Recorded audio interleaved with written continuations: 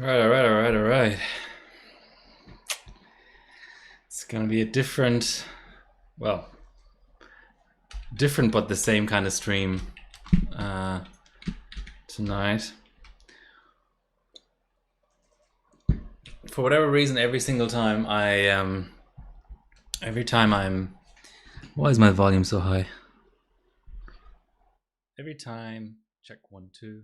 It's probably too low now, but every time I bench 18 core, it's a really hot day. So it's now 9:23 p.m. and it's probably still about 24 degrees outside. But I do have a ceiling fan, and I'm gonna make use of it tonight, if necessary. I'm just gonna struggle on. I'm not moving my stream because of the weather. That's lame. I don't know why this one camera is as staticky as it is. I think the HDMI port on it might be going, but you can read it, and that's the main thing. It's currently idling at 127 watts. So, um, the maybe I should just.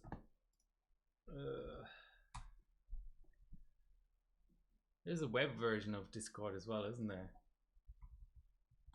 It's probably the easiest. Can I just auto log in, please? Can't something just be easy for a change? Okay, log in. Please don't give me a captcha or anything. Yay, okay. Why did this thing shrink anyway? So to take advantage of the desktop version, I should download it. Well, I'm only capturing my browser, so screw you, Discord. I posted about it on the Discord. Of course, now the chatbot catches up. Anyway, let's scroll back to it. There we go. So I streamed this 2 streams ago. So this is now live stream number 143. 141 was GPU Pi on this rig, and it wasn't as power hungry as Y Cruncher, obviously. And it was before I repasted. I both repasted. Originally, I didn't want to repaste because I was having issues with the number of channels dropping, so I wanted to just keep it the way it was. But then I thought about it, and I was like, why is that blurry? Not a good start, is it?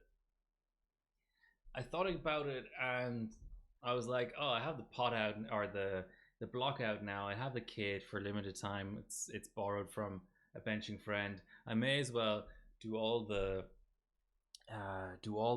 globals stuff, all the globals relevant benches. So I tried White Cruncher and I failed miserably. Well, first of all, I knew a White Cruncher was going to be warm, so I repasted under the lid and on between the IHS and block.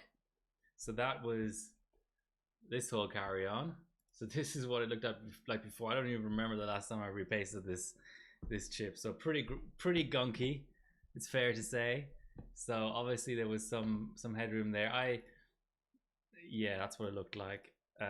Not great. So I repasted all that, and the gain in in absolute numbers, the gain wasn't that high. Like in the absolute best conditions, at certain parts of benches, I would gain like 15 degrees, which I was almost sort of thinking it was going to be more because this mount was so bad.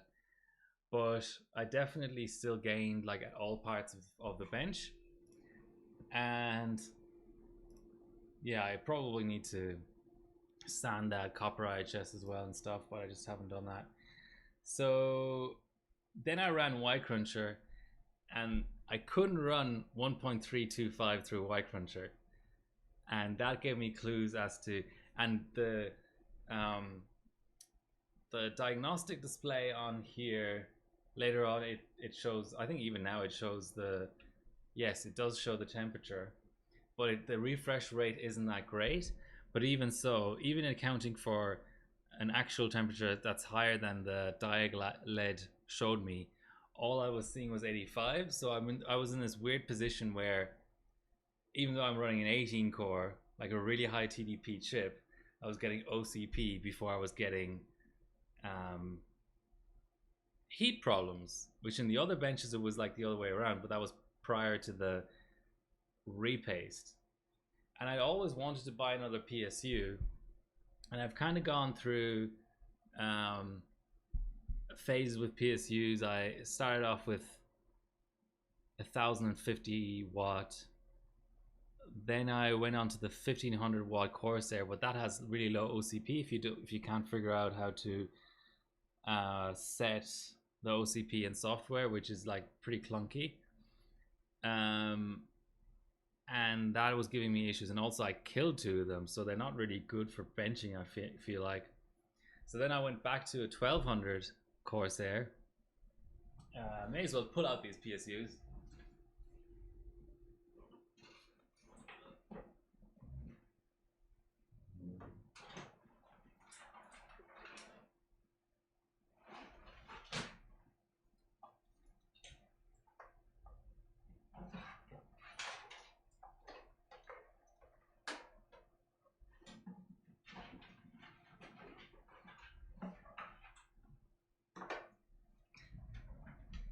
I'm gonna regret this.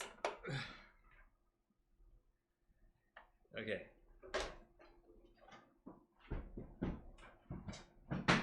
One more.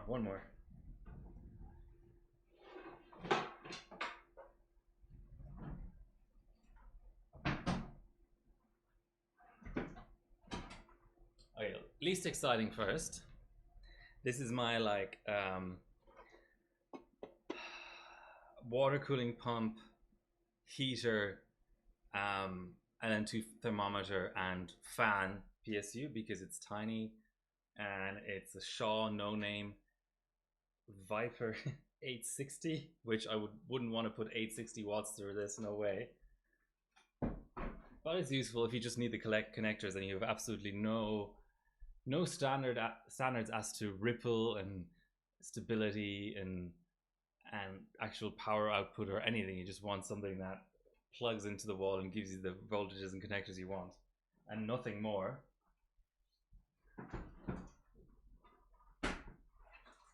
Then the first, let's say, proper benching PSU that I bought was an HX 1050. And I actually, when I killed some 1500s, I went back to this, and it's arguably got better OCP than the AX 1500i, which is, you know, that'll tell you all you need to know. As I adjust my mic because it's sort of sitting weirdly on its stand. Okay, so still in use. A good second option, like for secondary card, that kind of thing. Maybe heater if I was driving to a bench session and I only wanted to bring 2 PSUs, I would probably bring this and now the EVGA, just because it can double up as a pretty decent benching PSU. Then I thought, you know, I'm a proper bencher now. This is probably 3 years ago now. I gotta get a 1500 watt PSU, and what a big mistake that was, because they're expensive and they're just not good for benching. Not this Corsair, at least. It's huge, but I even have a little sticker on here saying it clicks on and off. So this actually, in its current state, and I'm not inclined to fix it or anything, it actually trips breakers. So not great. I should probably just throw it out. So avoid. When it works, probably on par with the HX 1050. But behind the next PSU I'm going to show you, which until a couple of days ago was in my bench rig, AX 1200i, I'd rated above the 1500, probably above the 1050 as well, but I think it's the earliest model of AX 1200i. So one of the issues with it is it doesn't click off immediately like current gen Corsairs do.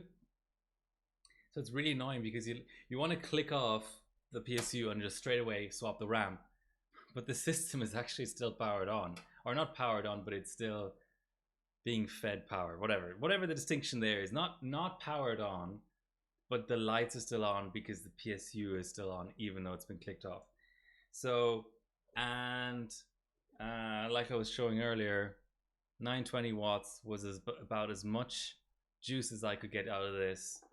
No matter what way I assigned the 8 pins at the back, that's all it would do on this rig. I don't know how accurate my watt meter is or how often it refreshes. Maybe that was over 1,000 watts, but still, it's 200 watts away from its actual continuous rating, apparently. And sort of the most recent PSU that I bought, that's not the one in the system, is this EVGA 1000, and apparently this is pretty good for benching. I can't remember why I didn't swap it for the 1200, but anyway, I have a 1600P2 in the system now. Yeah, so big pile of PSUs. That's 5 PSUs, one not working. Four PSUs plus the one in the system, and I have an Antec 1200 or something in my streamer that I could use as well if I was getting really desperate. Let's see if my Y Cruncher profile even loads. And okay, so we've got our EVGA in the system. It's spinning for some reason at 120 watts, which is weird. It must be an ambient temperature related thing, or maybe I don't have the silent mode on or whatever. Let's load our profile and see how we go. And I need to this is slightly embarrassing, but I need to actually image an OS.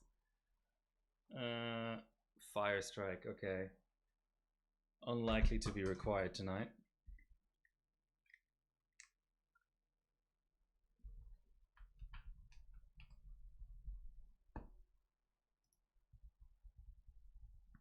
Okay, so the chat does work. It's just people don't want to talk. It's fair enough.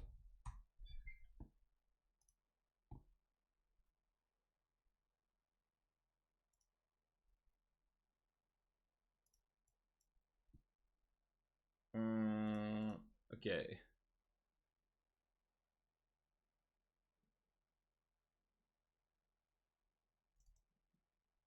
Okay, I've got a Y Crunch image here.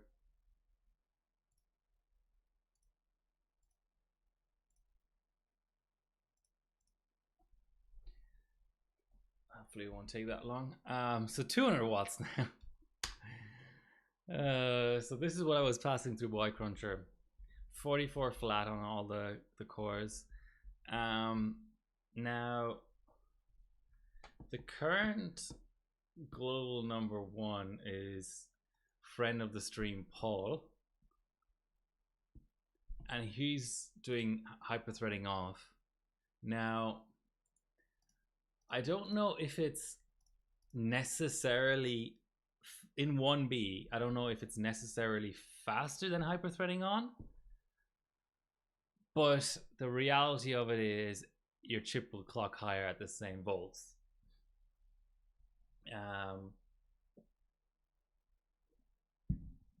So maybe on LN2 you would click hyperthreading on again, but on LN2 you also run higher volts, so you may still start running into OCP again on your PSU anyway. Listening intently, first time chatter. Welcome, Mr. Dandelion. Sick testing rig. This is nothing. This is just, here's my little green alien that I bought in Roswell, New Mexico, at the gift shop in the UFO museum, because I'm a total geek like that, or nerd. Nerd is the more correct term, isn't it? This is the OG. This is the OG hobby, actually. Far more than photography. Okay, I'm waiting for my image to image. Exciting stuff. Yeah, so let's see how the PSU does. Oh, let's go back to our settings, actually. Right. 44 and 30 on the mesh. Flat B clock. 2 volts in 1.3 V core. So I'm actually gonna straight away. I'm gonna actually see if I can pass 1.5 on the same, on just the same everything. 350 on the Encore. I might push that later. So I was doing 4000 C15. So that's something. It should go higher, but then again, the ambient is really high today. So today in my area was 36 degrees Celsius, and it's probably dropped down to about 24, 25 now. But in this room, I've got I've got a desk lamp, I've got a video light, I've got 2 screens, I've got a laptop, I've got a streaming rig, I've got a bench rig, and I have 3 cameras running and a 500 watt chiller. So like the idle heat output of all of that when I'm not benching, what would it be? I mean, it would have, you know, considering the bench rig is, what is it pulling now? I haven't even applied yet. Let's apply. It'll probably pull 300 idle once I've applied. Let's give the watt. Well, the laptop would probably only be 20 watts, but then all the lights and everything. I mean, there's no way it's under 500 watts, just idling away.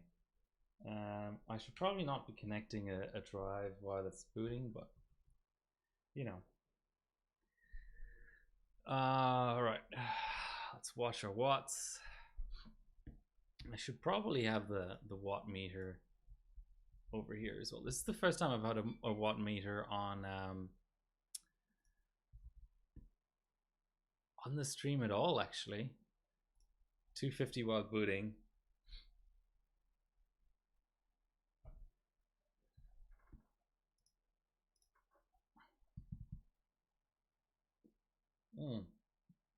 Why does it want to reinstall drivers? Okay.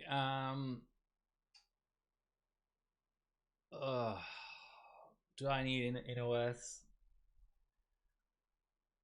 Let's just run it. Let's just see what happens.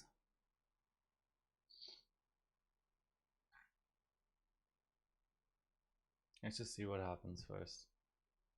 I thought I had an OS. You never really... the only thing is the workload has to go Scarlet X. Okay, let's watch our watt meter. I mean, the system may still click off, and temps might be a concern.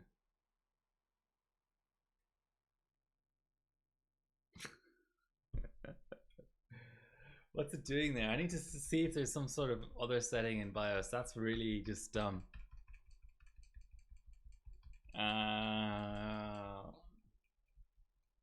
It happened so quickly I couldn't see whether it was temps or OCP. I mean, it felt like OCP, but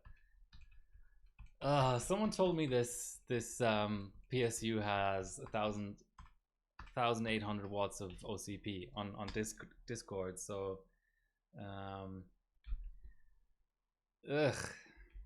Okay, let's chill it down as well. My chiller is only set to 25 degrees. Let's go 20 at least. Okay.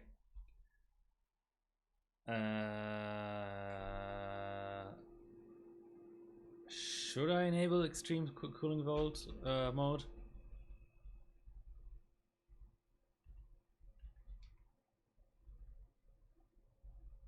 Okay, 110 TJ max. HT is already off.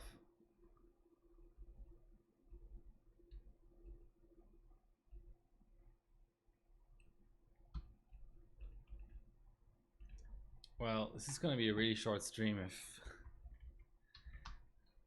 we can't figure this shit out.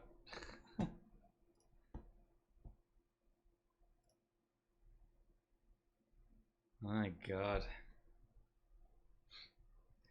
143 streams in. Still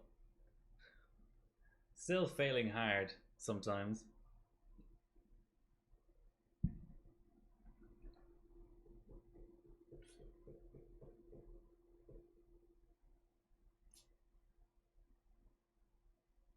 I'm trying to even sort of think, you know, oh yeah, this display problem is gonna annoy the crap out of me, so I'm gonna set the right res and reboot so it takes, because if you set it and then you crash, then it won't take. Yeah, Tuesday night stream, that used to be my regular slot. What? I'm starting to think it shouldn't be because there's less people watching than in months now, but that's how it goes. I also got dual rank. Finally, years after the launch of dual rank, I now have 4 sticks of Trident Z, and it should be a pretty okay bin. They're 4000 C17. I mean, whatever that is, whatever that equates to. Maybe it's crap. Also borrowed from a friend, so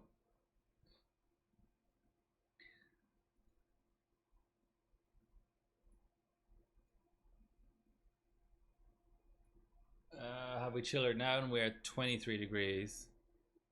Let me have another look at.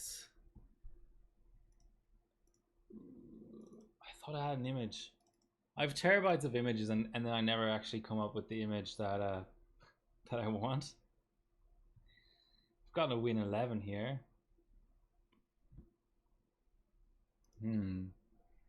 Okay, let's give it a run.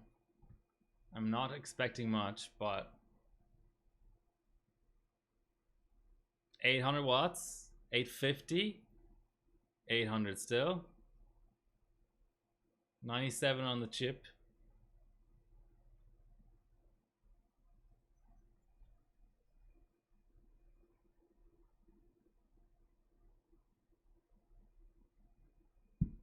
$17.6 isn't bad. I mean, I say it isn't bad. I mean, it is bad, but you know, for context,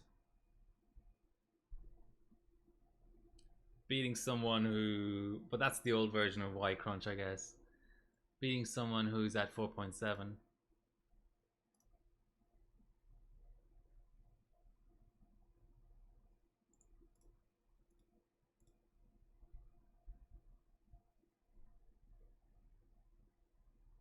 Hyperthreading on. Okay, so I think in terms of pure thermals, this may or may not be the end of the road. So we got 250 millivolts out, 25 millivolts out of it.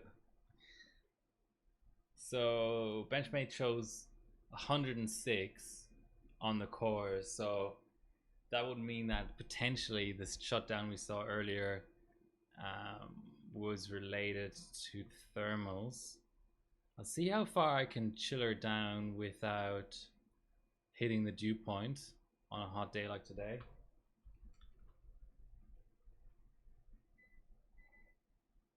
Try 18. 18 should be safe.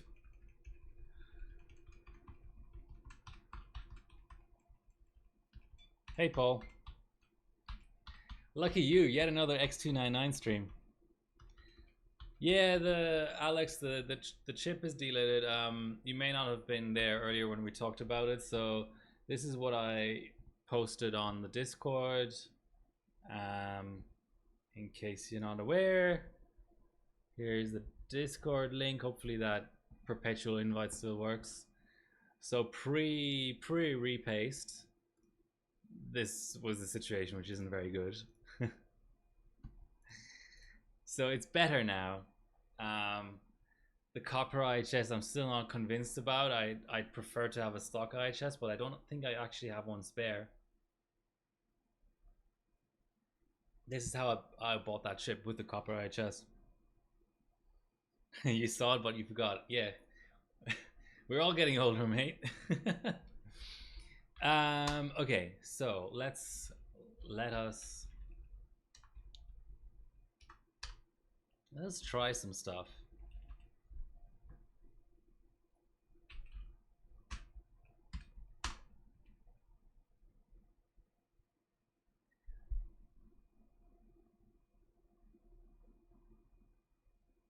I'm kind of worried about that third camera. Like, it really does seem like the HDMI port is dead. I tried two different cables, and then I was like, okay, this is just how it's going to be with that weird static.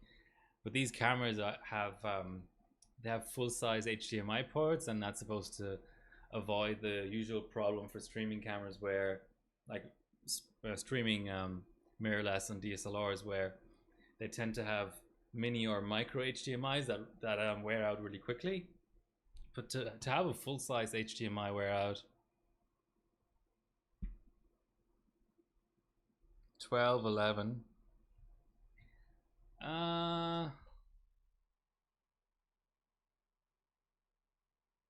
I'm not sure that's actually faster than 4000 C15. Paul would probably know better, but in my very, very limited testing on the old PSU,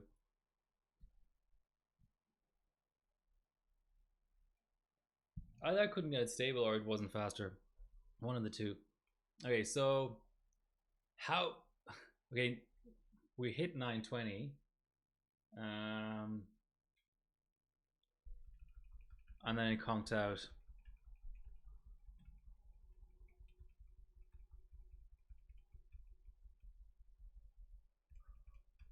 I hate this thing in OC where you go to the effort of fixing one thing and then you sort of realize that it's actually not. I mean, that one thing was a problem, but then you're just bottlenecked elsewhere and it just didn't really move the needle whatsoever.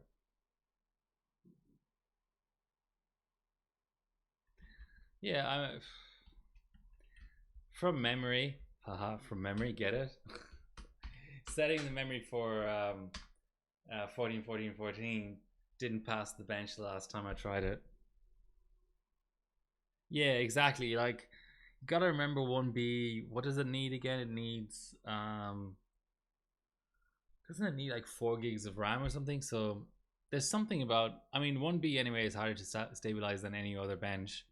Well, besides 2.5B and the 10B, but you know, any other ranked bench.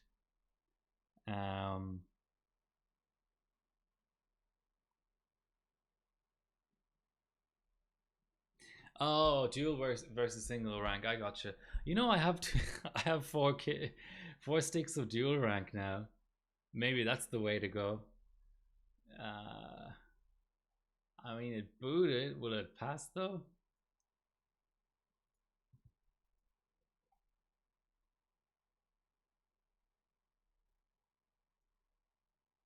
Give it a go, eh?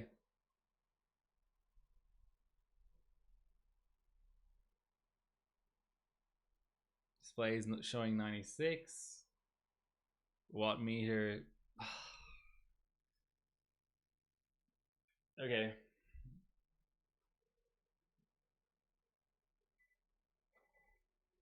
You definitely need colder water. I let that boot and get another beer. That solves everything, right?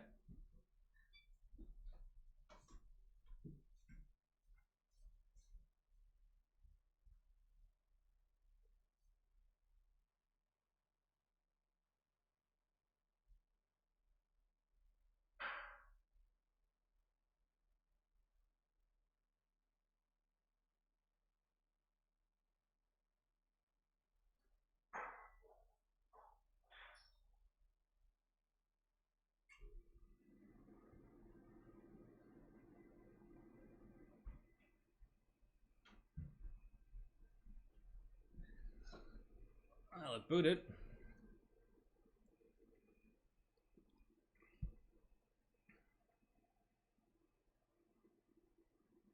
No, 12, 11. In quad, it just doesn't. That just doesn't happen. I mean, I guess if you had kits that did it at 1.8 or something like that. Okay, yeah. How's it 20 degrees? See, that's the other problem, right? Like, a chiller is basically an AC, and an AC still has to put the heat somewhere, right? And in an enclosed room like this, guess I could open a window. Is it really gonna help?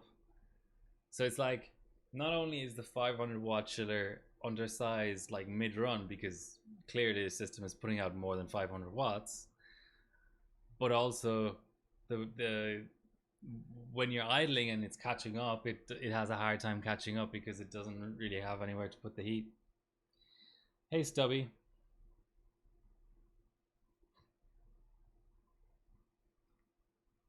That is indeed a scam. Well, thanks for dropping in anyway. I don't know how anyone in um,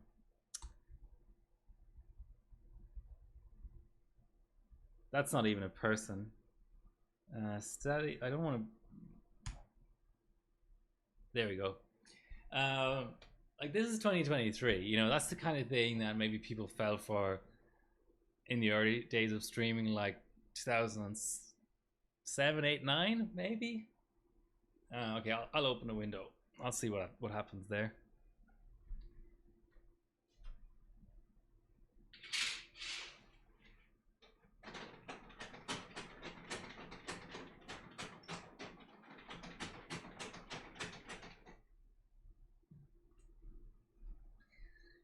It did appear to be ever so slightly colder outside, but not by much. Yeah, now I'm actually, that's the single rank versus dual rank discussion. Maybe I'll just throw in these sticks. Let me magic spray them in preparation for some white crunchy goodness.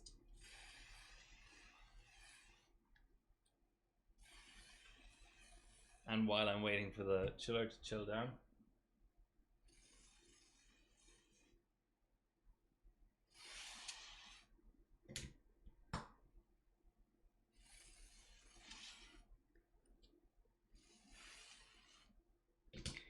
DDR4 and DDR5 are always magic spray before I put them in the slots now. I have been converted. I've had too many issues with dropped. Oh, it's still got the stuff on it. Dropped channels, dropped everything. Okay.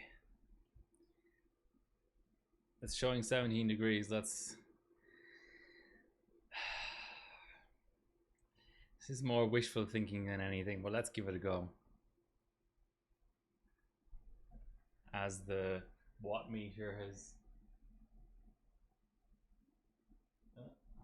wrong way. There we go. It's more like it.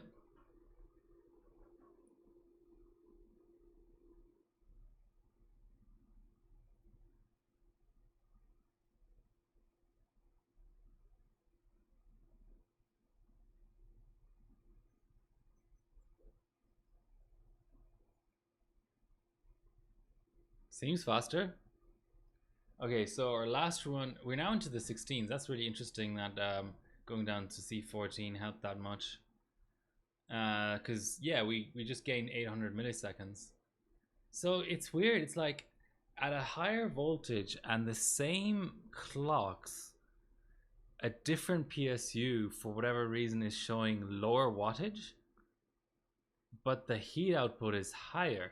So it's like, I mean, I'm sure it's a measuring problem rather than an actual problem, but just to mention that, like, if I were to go off of my measurements, the finding would be that the higher V-core has caused more heat.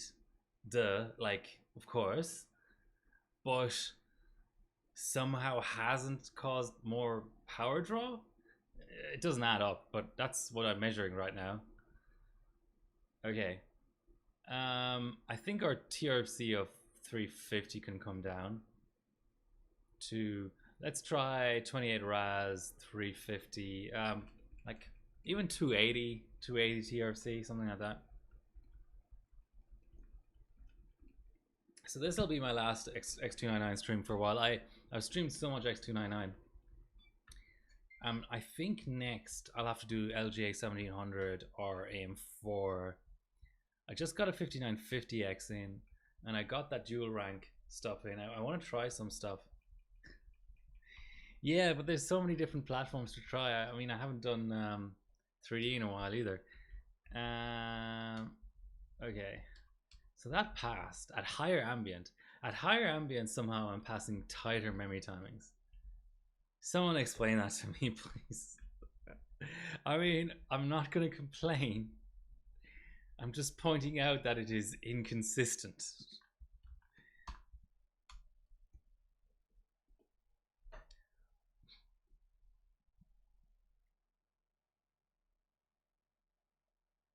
Yeah, what could I do next week?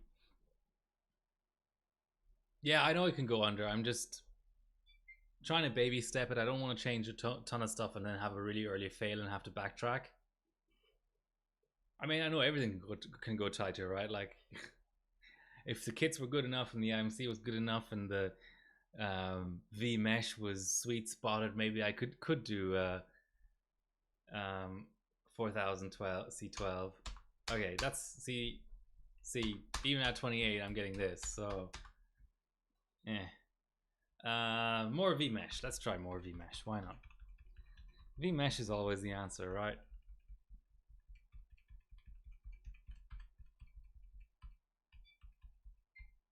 Dual rank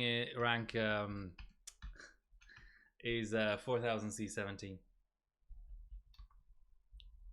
But it came from another bencher, so I assume it's sort of like mildly pre-binned, I guess. Encore V. I kept saying that V mesh. I meant Encore. Okay, let's go 400.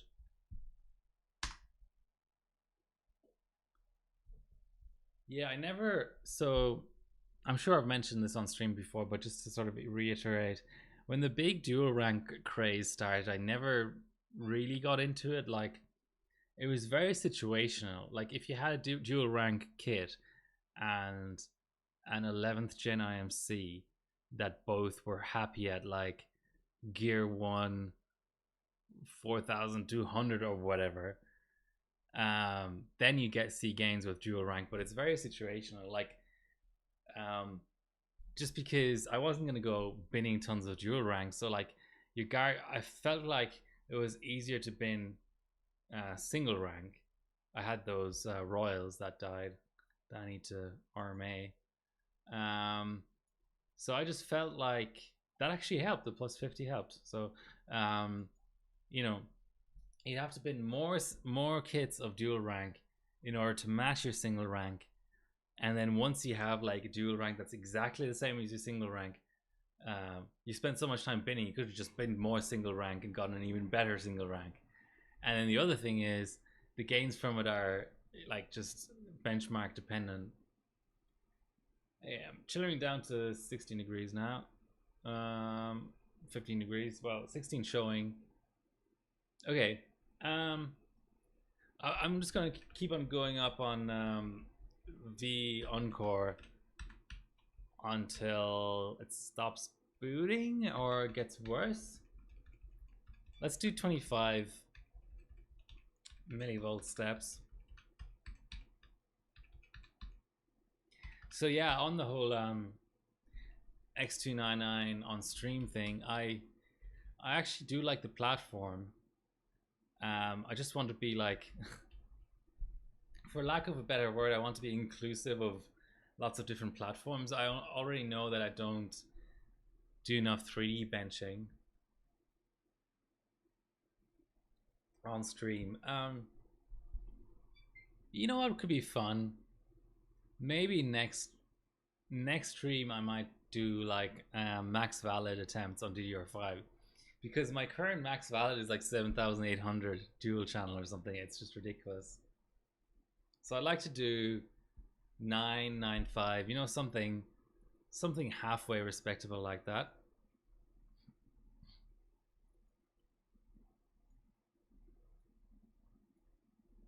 Okay.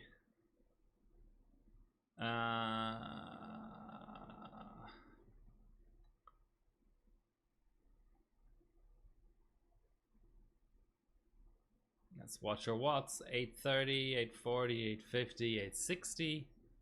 Back down to 820. 860 again.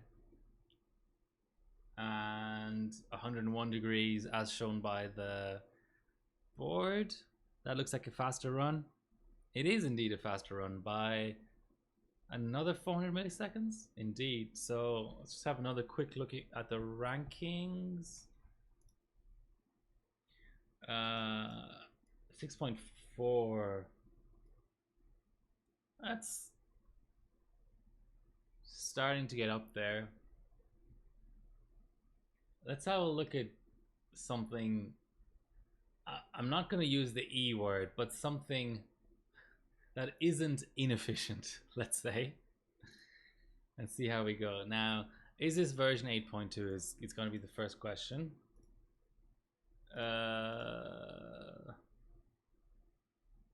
No, it is not. So C12 on an OCF. That should be beatable, but let's see. Yeah, I know. I know almost no one is on 8.2, but anytime I see something that's beating the next score by 600 megahertz, I at least have the inkling that maybe that's one of the few 8.2 scores. Let's see.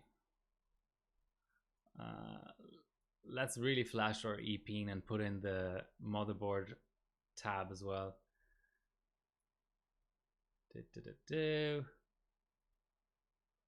Cool. I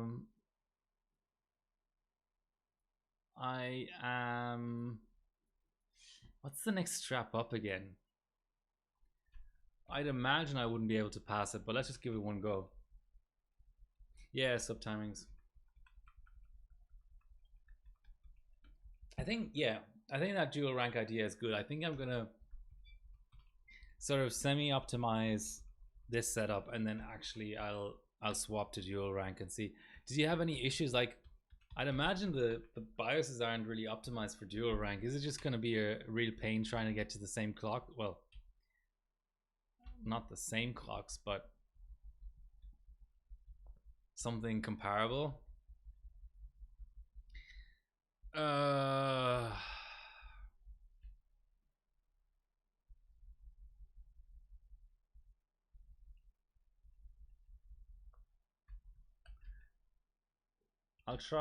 I'll start off with 1313.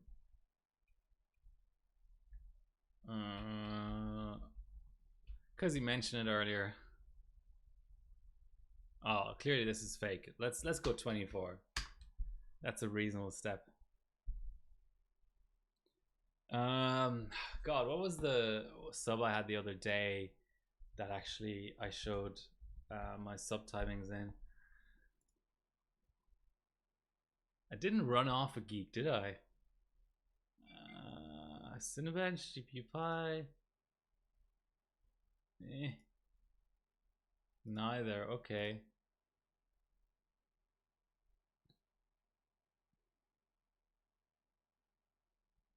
If only I remembered.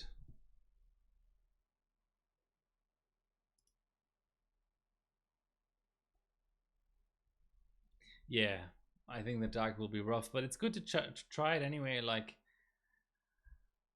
you know, if I was ever attempting 10B, I guess dual rank would be the meta, because if you still want to set, can't remember offhand what 10B needs, but you'd probably still be able to set some maximum, right, on a 64 gigabyte setup. So 10B needs 45. Okay, that's really pushing it. 5B, certainly you can set a good amount of maximum. 10B is like setting 2 gigs of maximum per stick really going to do anything? Probably not. Yeah. Okay, that's rough.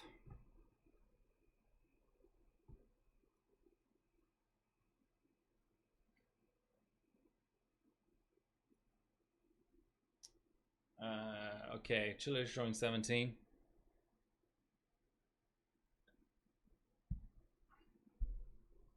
It's a little high. What's everyone else but benching? What did I bought some stuff recently. I bought an RX 590. For whatever reason, I'm a big fan of Polaris. So now I have all the top end cards basically. I've got a Strix 480, a Strix 580, and now I bought a Sapphire Nitro Plus, which is like, you know, something half decent. Yeah, all those obscure presets of Y Crunch, I think they're well worth considering weird setups for. Okay, let's keep an eye on our temps.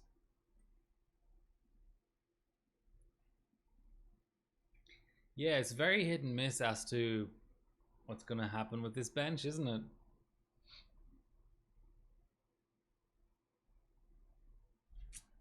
Damn it.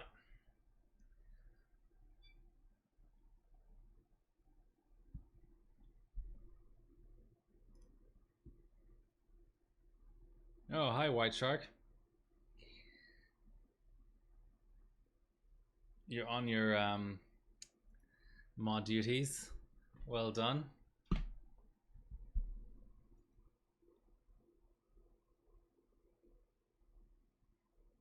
Nah, 8, I mean, most good boards don't have 8 slots. It would have to be 32 gig sticks, right?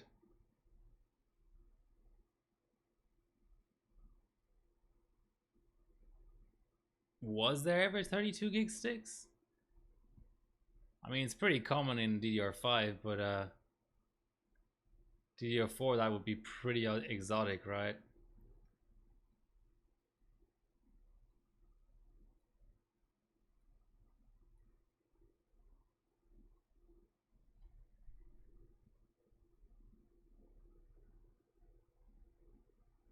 Okay, we're at 15 degrees now. Actually, still no like dew on the. That's how I can tell just from a distance whether I'm chillering down too much, is if I get condensation on these right angle EK connectors, and I don't have it yet. So, excuse me. Let me try for 14 degrees, I guess. 1 degree at a time. So I've got our 860 and 95 degrees, 880, 100 degrees, 101 degrees. Okay, that finished, and it's in the 14s for the first sub time. Boom. Okay, we're gonna get into the 15s. Let's do it. I'm motivated, guys. This is we're actually seeing results, which is always a good thing.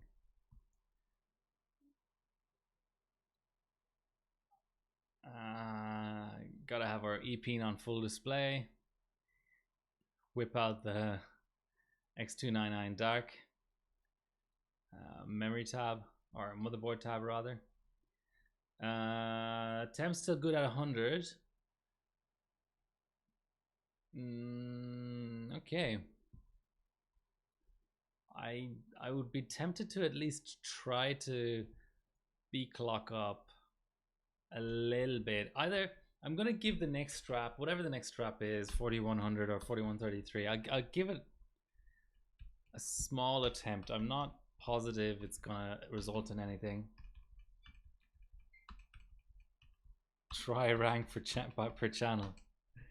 What is this? X58? What was that board on X58 that had like, it had like an odd number of slots. It had like 4 slots for 3 channels or something like that. What was that board? Okay, that's gonna bug me now. X58 UD6, I believe.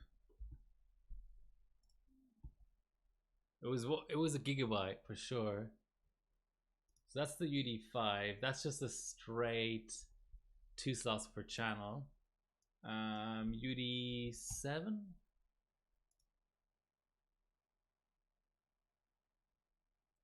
What was it? God damn it.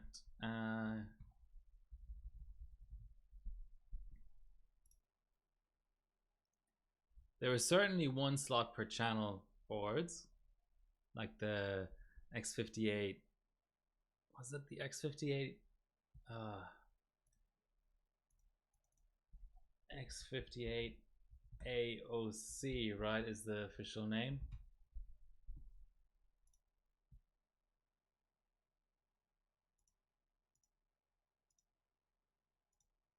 Why is it a redirect? I just want to click on a link on a search result.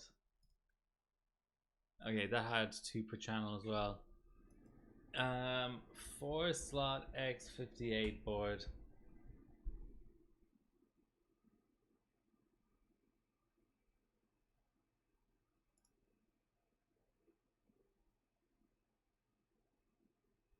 Okay, yes, so Foxconn had a 1 slot per channel board. I know that existed, but there were definitely gigabyte boards that basically assumed if you were running high capacity, you would run two sticks. Yeah, like you would.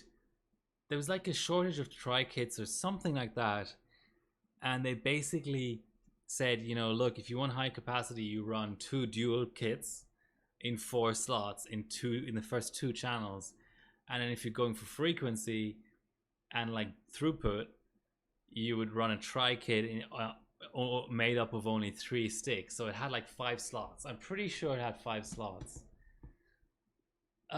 Which board was it?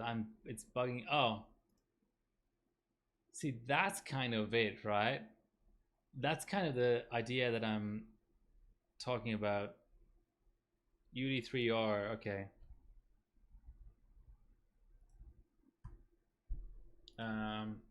X58 UD3R. I used to own it even.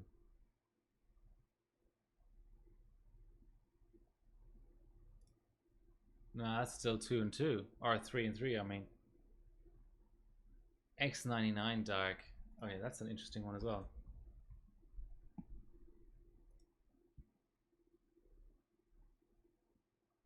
Whoa, that's an insane topology. Okay, let's let this sink in. X99 is a DDR4 platform with 4 channels, quad channel. Yet I'm looking at a fucking 10 dim board. What the hell is that?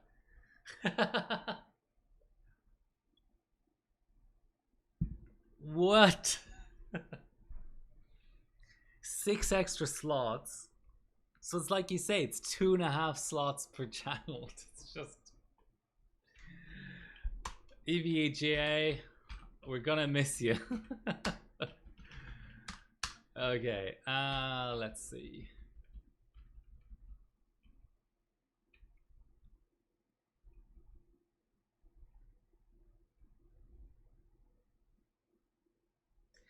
TWR at 24, that's really high. Let's go 12, I don't know.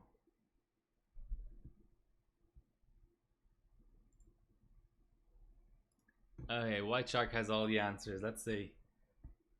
Rev, it's a particular rev. Yeah, I used to own this board. This is the one. This is what I'm talking about.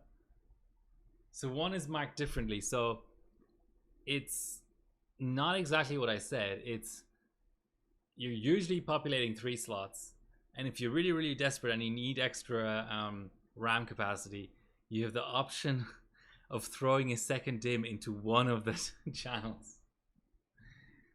Man, it's like we have the opposite problem now. Like a lot of DDR5 boards are still quad slot, even though like you can easily get a 64 gigabyte kit.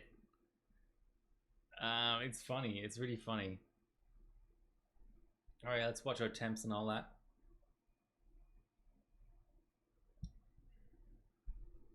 $91, has it crashed? No. Oh, we've hit 900 for the first time on the watt meter. I'm cautiously optimistic. Boom, it's the 15s now. I'm cautiously optimistic that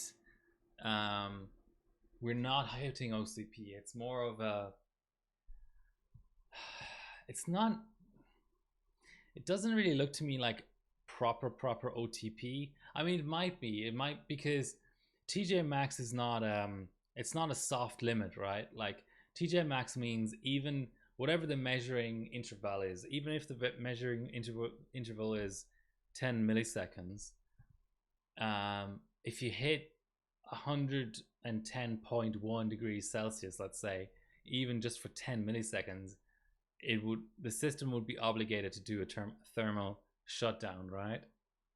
So we're getting places here. I'm impressed. I mean, not with myself or anything, mostly just with the system. Okay, just keeping track. 15.72 puts us in 22nd, and we're around this guy who is actually at 4.4 as well.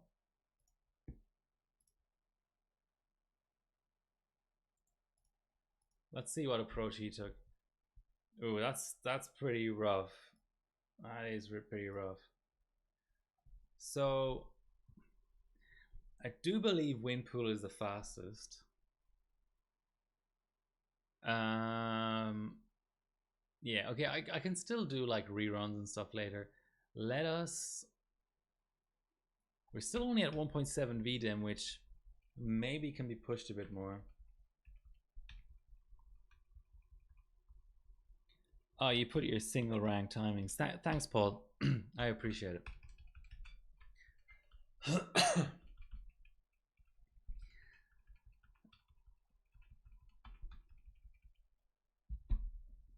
Okay, so let's save our profile. I am curious to see if I can go 14, 13, 12. RTP certainly needs to come down. Maybe not a ton, but a little bit. Let's see, RTP. 6. From 14 to 6. Okay, let's do that. Yeah, I think last stream I was having trouble with 6, if I'm remembering right. But, you know, easy just to set it up to 8.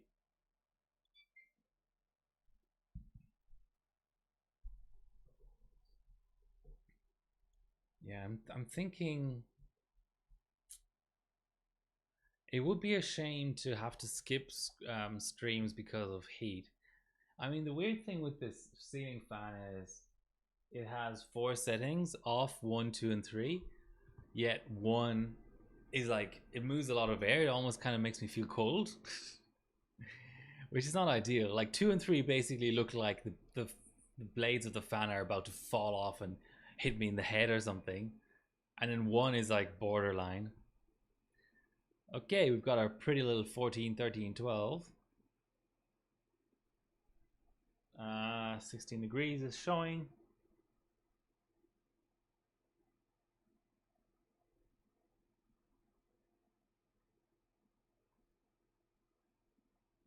Okay, let's run.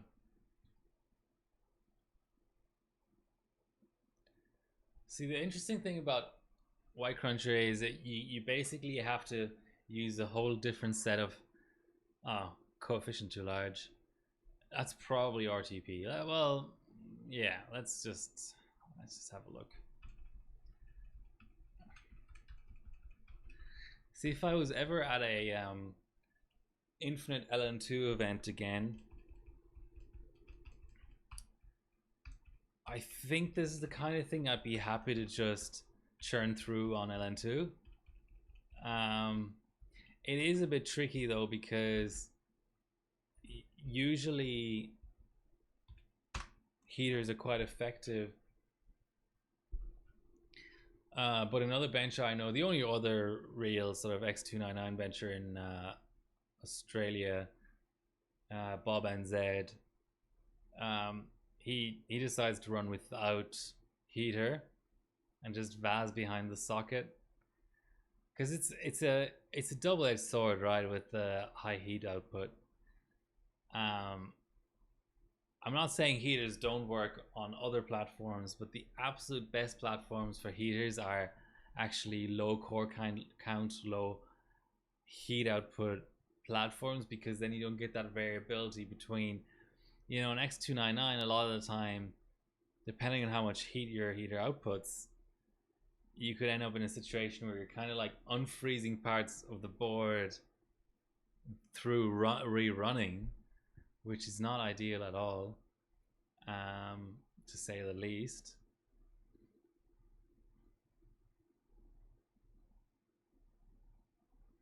You know what would be a fun comp idea? Like ugh, I feel like the Harborbot calendar seems quite full, Um, Team Cup and Country Cup dominate the second half of the year. Ugh, you don't want to see my legs.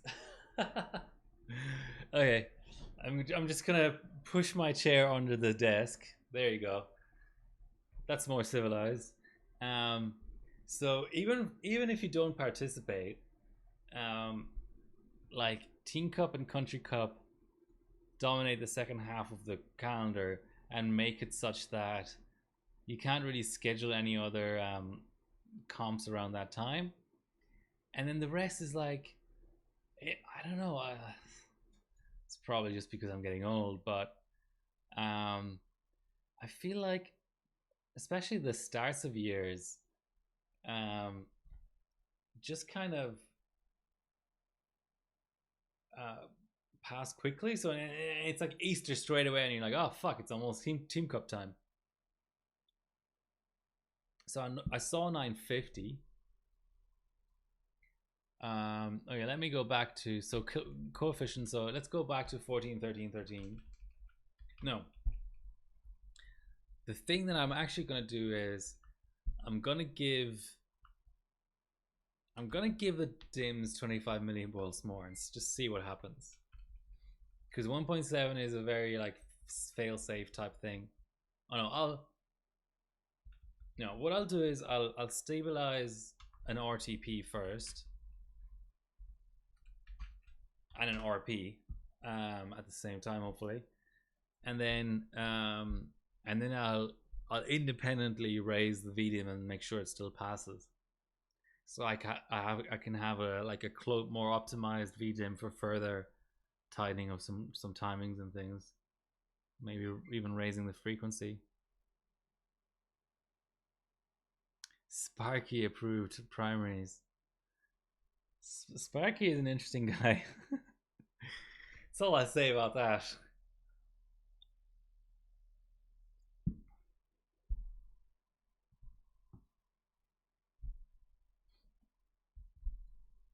So I went to a suburb of Sydney this morning. I won't name it because I don't want to offend anyone. Those who know me in real life will probably be able to guess what suburb it is, but I'm not going to name it. And it was an interesting experience because I'm not even like what I'm about to say. It's not even meant in a bad way as such, but it's just it's not a judgment, it's an observation. But what happened was my car was due to be re-registered because it's over a certain age. It needs to get an inspection by a garage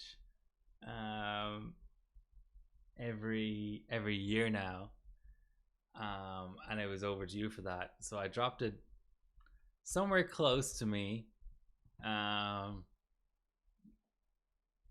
I hadn't really hung out in that area before necessarily. It was really interesting because there's a lot of interesting characters walking around the streets, and there was a lot of like cash converters and Salvation Army shops and stuff. But then there'd be these really posh coffee shops right next to it. Like I went to a coffee shop.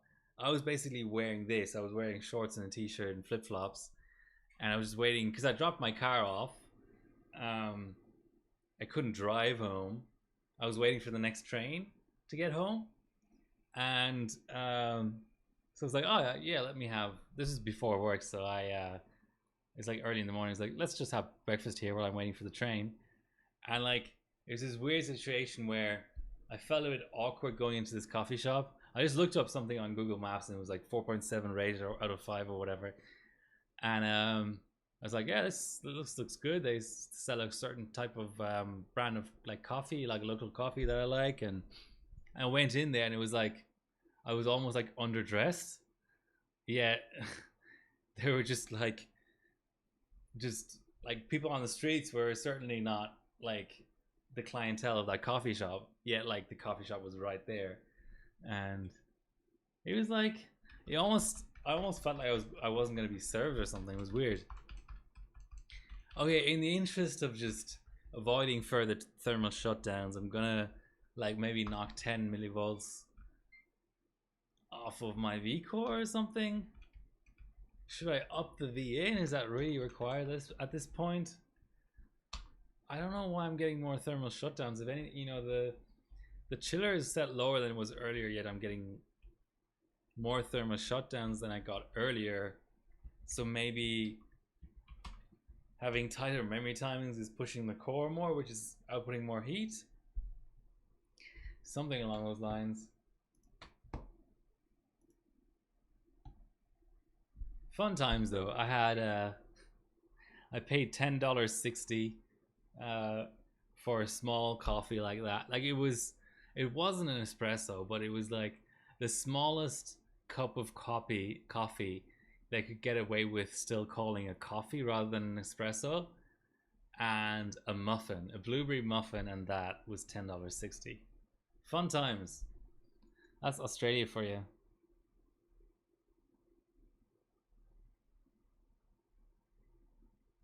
Yeah, it is a lot. But I am like, the purpose of this stream is not so much to get a good white cruncher score out. I mean, it's certainly a bonus, but it's also to find. Well, I was hoping to find the limits of the PSU, but it seems like my block and paste job and pump and chiller combo is not good enough to really remove that level of heat.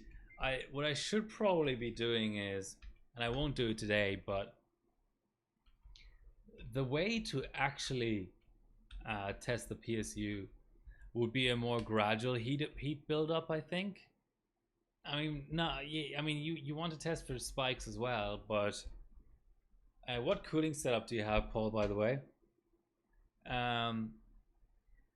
because I'm trying to think of a way to draw as much current basically as possible through the PSU while simultaneously giving the block as much chance as possible to get rid of the heat.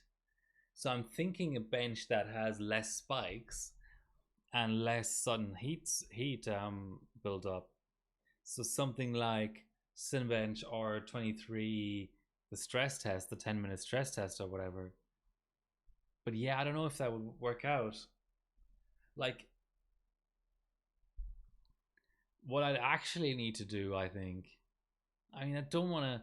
I hate wasting LN2, but the absolute bomb-proof way of doing this would be to sit a pot on top and feed it enough LN2 that there'll never be thermal problems, but still keep it at like plus 20, and just keep upping the V core, up and up and up, and draw as much power as possible.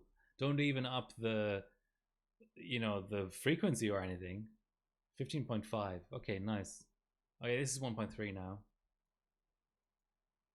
That's another 200 milliseconds. Nice. Okay.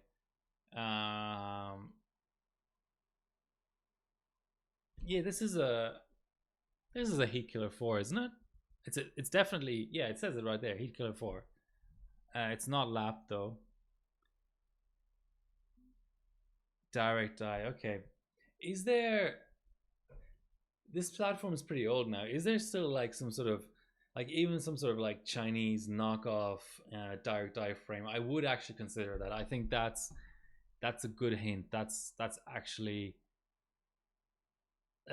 what I want. I don't really want to be fucking around with multiple thermal interfaces where you're wasting all this KPE for nothing. Yeah, I think you're right. I think direct dye would be the way to go. Okay, let's save the score. Yeah, rad I'm not so interested in. I just have the chiller. For longer benches, you can run into a situation where the 500 watts of heat removal basically is severely limiting you. I do, so it's a Hylea. I have a second Hylea that I always get this wrong. Is parallel or sequential the best cooling capacity? Whichever one, I can sequentialize it.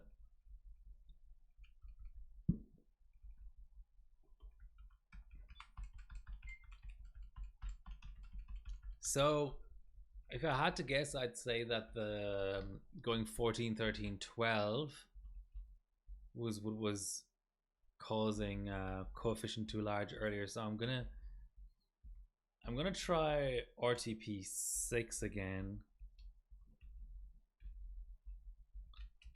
And then after that I'll raise Vita and memory frequency.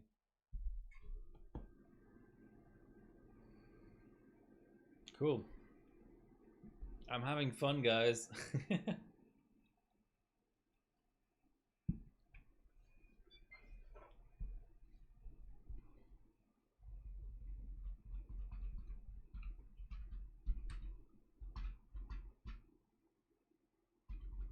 Definitely one of the best splash screens around.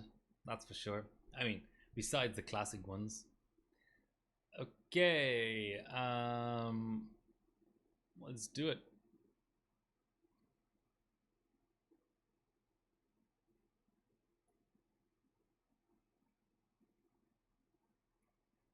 We shouldn't have as many thermal shutdowns now that we're at 1.3. So you're binning at 4.5 gigahertz, 1.2 volts. Was that actually in Y Cruncher 1B though? Because it's a pretty brutal bench. Not as fast. Okay. Interesting. That's all I can say to that. Yeah, and the chip may very well be degraded, or I think I ran it LM2 on a couple of times, so it could be degraded. It could be a bad bin. I do remember when I was on the old PSU not being able to do 4.5.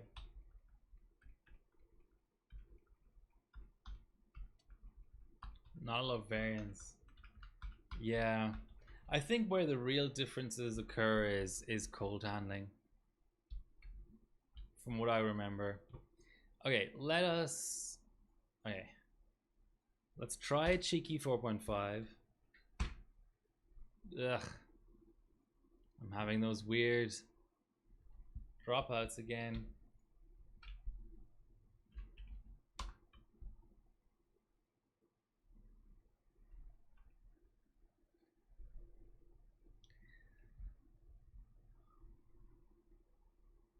Oh, nice. I love AliExpress. They treat me well. 48 Aussie dollars. I mean, I spent money on a conversion kit for my heat killer. No, give me why is copy paste so buggy? Ah. This other, but then how does it work? Because how high is the die? Do you need a modded block? I'm assuming no, but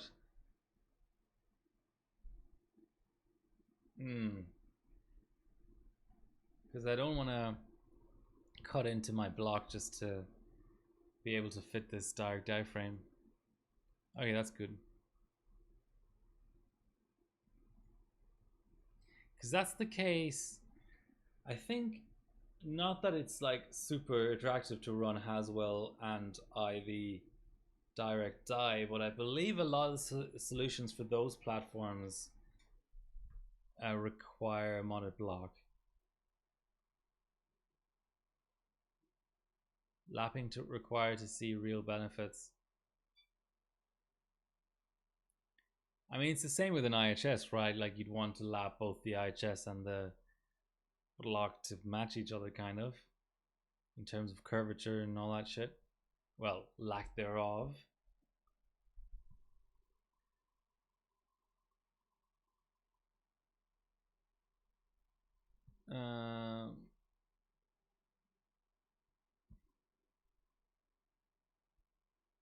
800, 840, 850, 880, 970, 91 degrees on the temp display. 14.3 sounds good. 15394. Nice.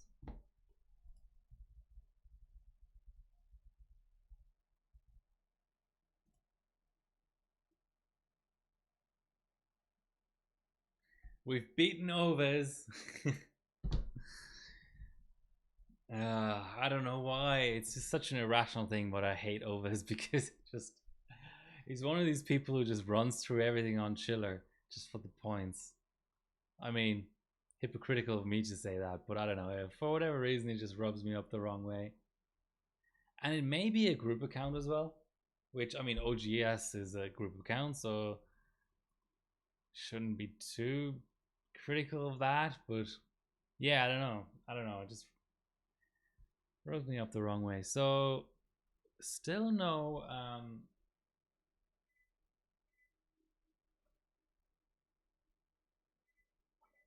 still no condensation on the block, so I'm gonna go down to 13 degrees.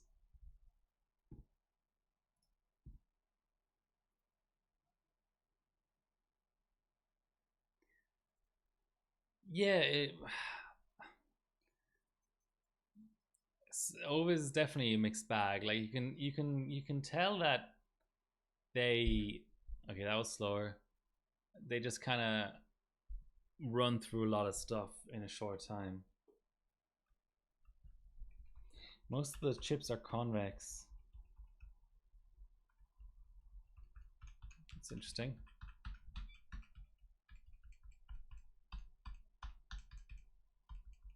No, I hit delete. That's not fair. Don't do that to me.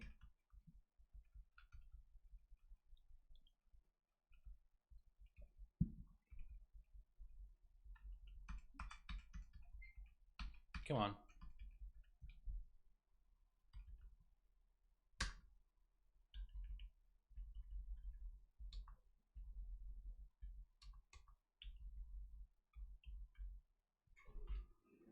Ooh. See, that's where it gets tricky. 4200 is a lot on a platform like this. Let's give it one go. Yeah, when you get that PB weird code postcode. Not saying it's gonna boot, but it's looking like it's gonna post at least.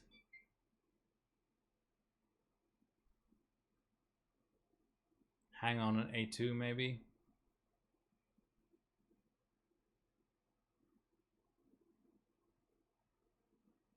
Nah, okay. It got very far in the process, but it didn't get there. That's fair enough. That's totally as expected. Give it another couple of loop-de-loops.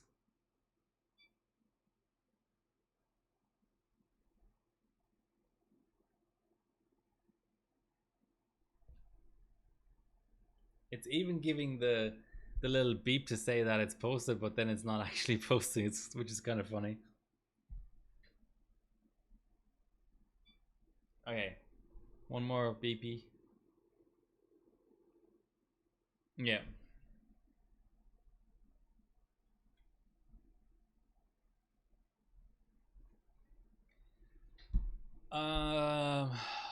Let's do. I guess let's try for 4100 via B clock if it's that close for 4200.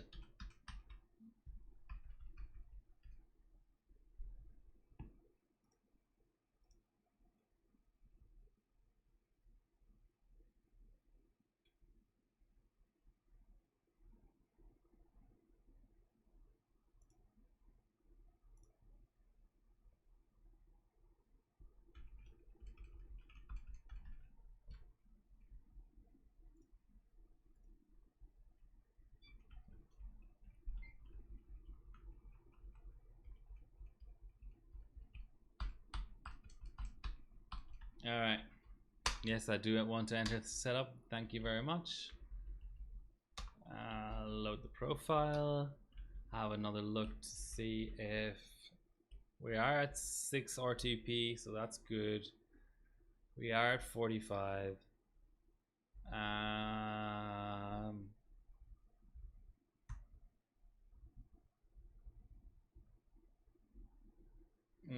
Okay, it would require 102.5 beat clock to get 4100.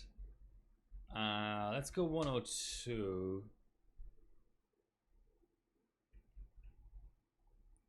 5, yeah, 4 6. Okay, yeah, let's have a look. Let's have a look how it reacts.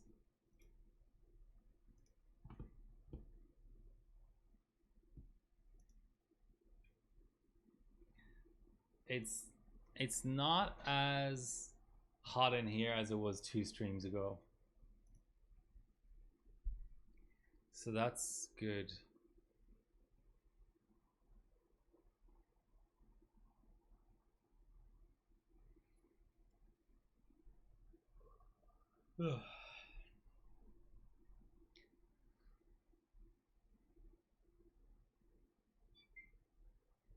That sounds like a post.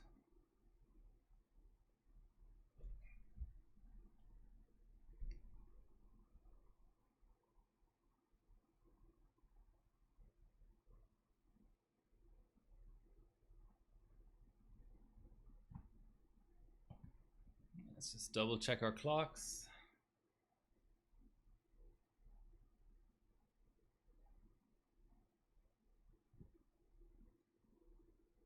Yeah, I mean, not exactly 4100, but good. Give it a go, eh?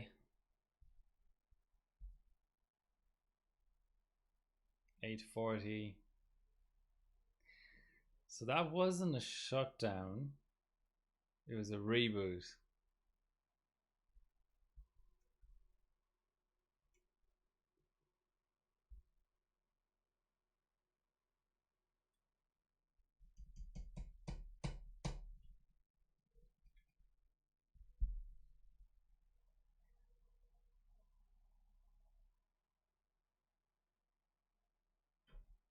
Let's go 1.75 VDEM. Or 1.8? I don't know. Okay, let's go 50 millivolt steps. Just to gauge how the system is reacting. You know, if it's not helping, I guess you know what I should be checking is what the hell is my maximum even set to? So 1B, I only need 4 gigs of RAM. This is a repurposed dual channel OS, which would mean that the max mem would be set to 13G, which would mean that I have, you know, almost 20 gigs of RAM, which I don't need, and it's hurting my stability. So yeah, there we go, 22 gigs. It's still booted. We'll just give it a quick run, but the real fix is going to be optimizing the max mem.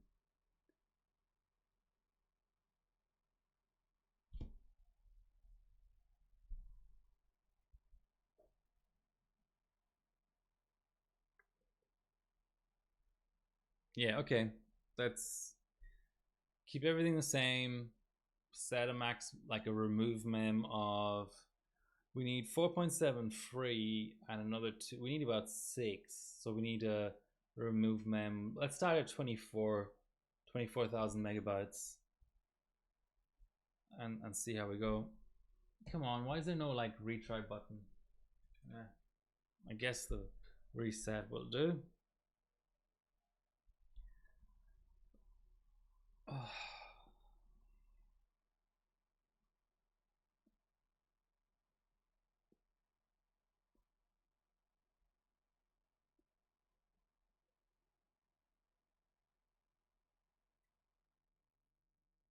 I'm not quite sure why it's having difficulties there.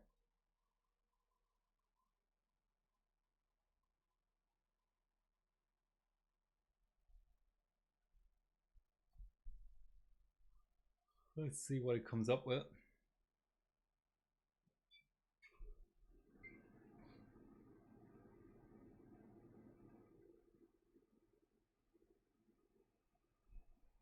Is it a no? Checksum error. Okay. Let's reapply everything we had. In fact, all I'm going to do is the 102. And I'm going to boot into OS. I'm going to stay at the 1.7 VDEM and then set the maximum and see if we get further through the bench.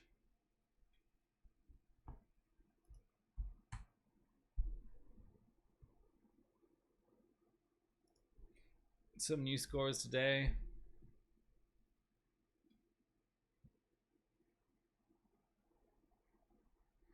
What's even a good score through, or what's a good memory frequency through Geekbench 3 these days? Like 8,500, something like that.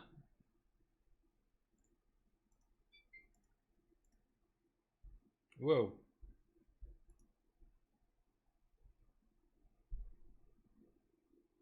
Yeah, the Aqua doesn't seem to be like doing great memory clock wise, but you know, if you've got the best core, then that compensates for a lot of other things. Alright, let's just make sure our clocks are applied. You know, all that jazz.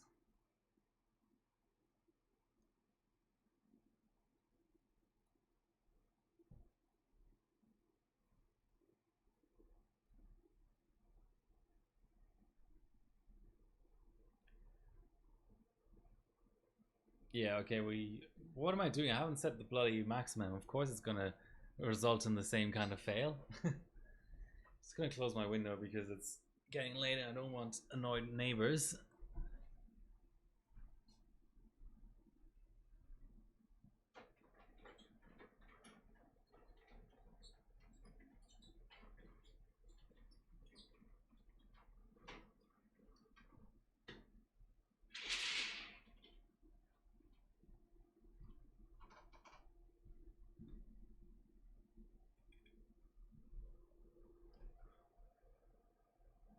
No, I'll get myself a drink.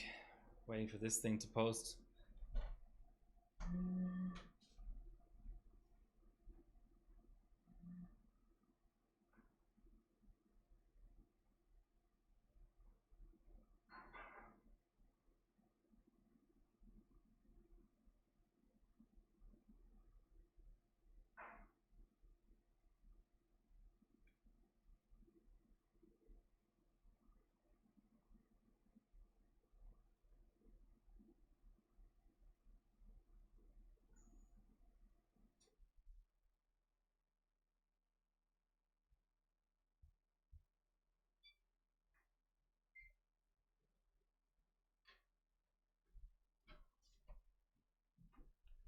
I heard a beep, but it's because it's cleared CMOS. Okay.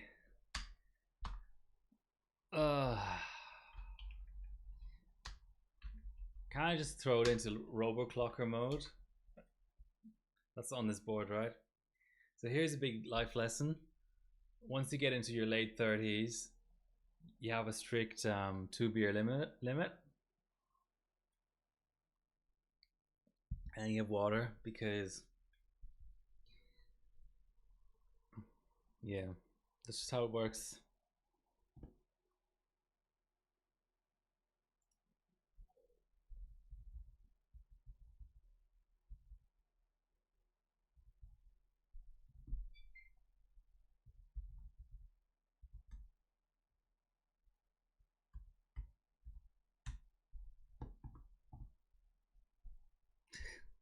Thanks for the tip. And it's not 2 1-liter steins of beer either. It's two pansy ass little beers. Is my limit. Okay, I'm not making this mistake again. I'm just on autopilot. Okay, let's open a command prompt.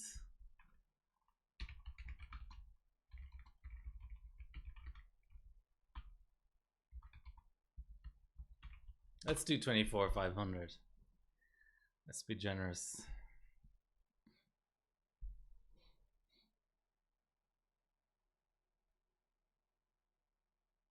Yeah, no, I modded you just because I I mostly mod people because I've run out of VIP slots. I just like to keep track of people who watch the stream regularly, but I'm not. What is it? I'm an affiliate, but I'm not a partner.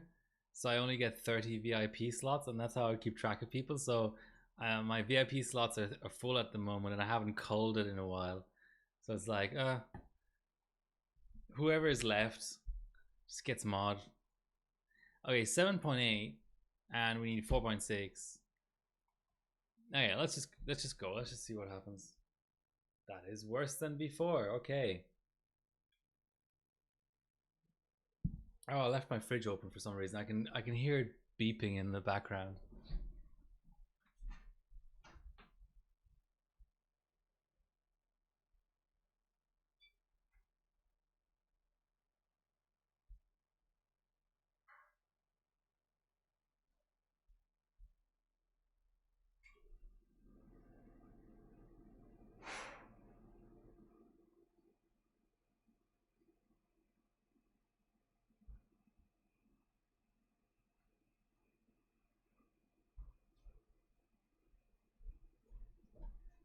All right. Maximum is set. I'll lower the CPU core just in case that is actually what's causing the fails.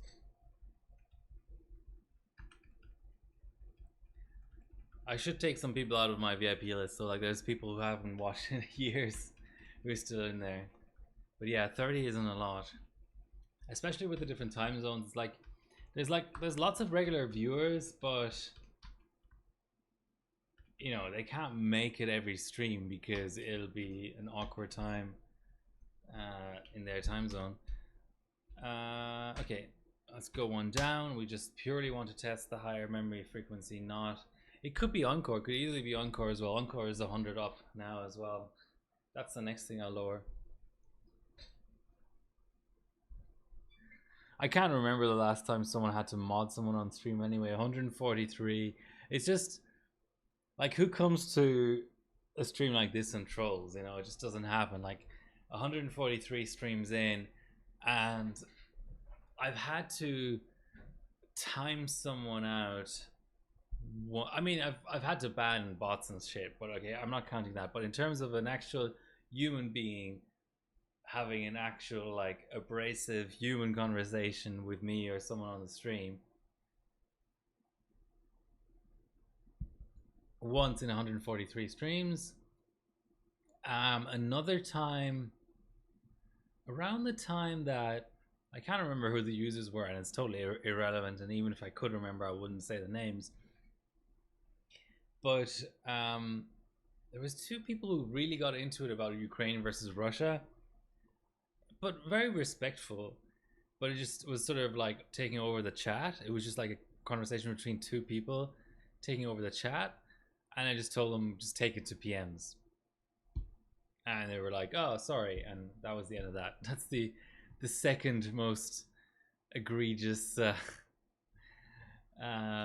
incident that I can remember. Okay, so that passes. So now obviously the next thing will be go up half a B clock and another half a B clock and just keep going. It didn't seem to help though, the memory frequency.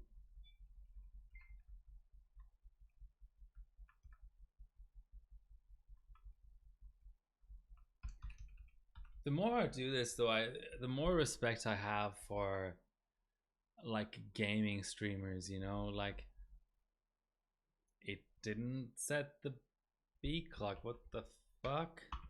No wonder it wasn't faster. Because like gaming streamers like are very volume orientated, right? Like it's like it feels like a 4 to 6 hour stream.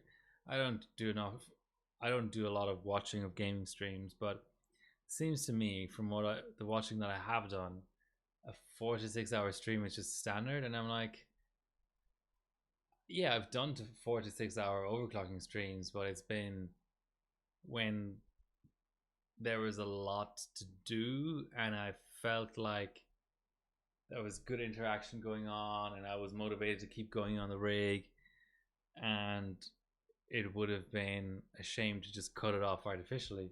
Whereas in gaming, it's like, even if you're on a bad streak and you're not, getting fragged all the time or whatever, I don't know what people, even stream, but even in that kind of scenario, they'll still do 4 hour stream, and I feel like that would be really tough. If I'm not feeling it, like I've had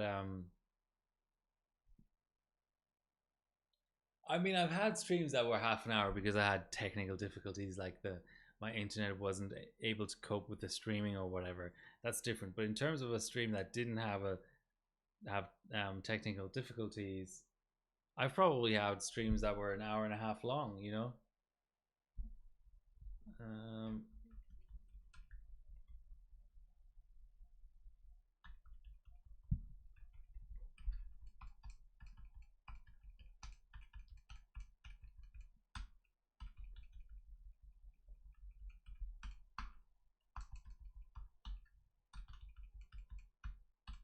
Come on, Rig. Why are you doing this to me? It actually just refuses to post after a reboot or a blue screen, and I don't know why. If I load the profile now, it's all going to be fine, I predict.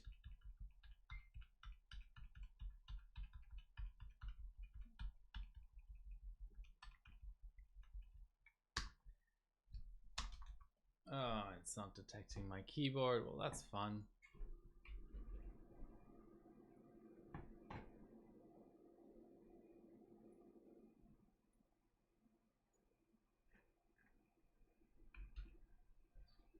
Okay, minus here as well.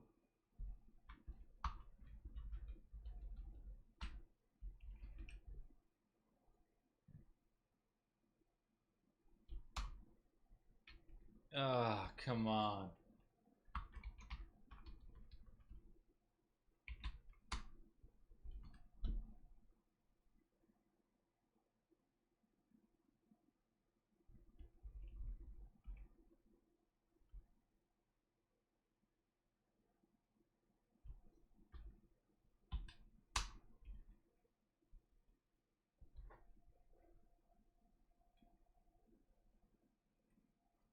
I think after this, I am actually gonna unmount this block from this system though, and move on for a while. I'll definitely come back to it. I guess, yeah. So off. I can never say this term. Off stream, especially after 2 beers. Off stream, not off screen. Off stream, I'll put a decent effort into an X265, which is the last. I already put up an okay Cinebench 20. I might try it on the new PSU just out of curiosity quickly. But in terms of globals benches, that'll be it. I guess I still should try a Geekbench. I did that on stream 2 streams ago though, for a bit, if I remember right. Let's see if our B clock is set correctly. La di da di da di da. We've got our maximum as expected. B clock is set. Encore down. Chiller correct. Let's run. Let's do it. Let's go.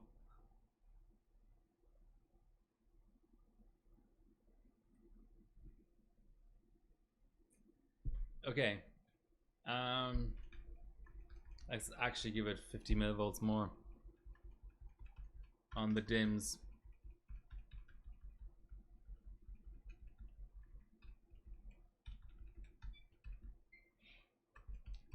Oh, thanks for tuning in, guys, though. It's always great to, even like an unannounced stream that's repeating a previous platform, still people showed up, so that's much appreciated.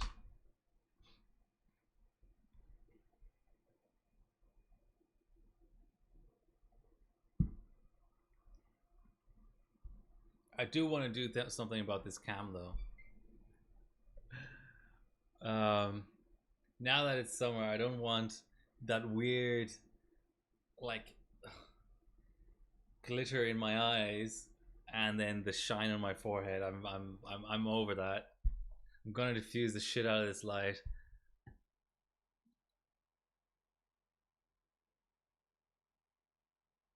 Wrong encore offset. It was passing earlier though. Do you mean it shifts like the right encore offset?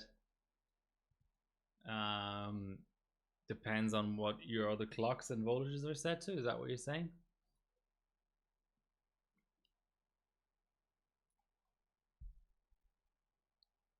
Or are you saying the mesh are you talking about encore offset like the voltage or the frequency of mesh? Which I guess you'd be calling that mesh. 14.3 looks okay. Okay, so we're so the extra 50 millivolts on the dims did definitely help. We're in the ballpark, but we're lower on core. So I'm gonna just creep up half a B clock at a time. Okay, so it would result in a freeze. Okay, so not a blue screen or a reboot or a shutdown, a freeze.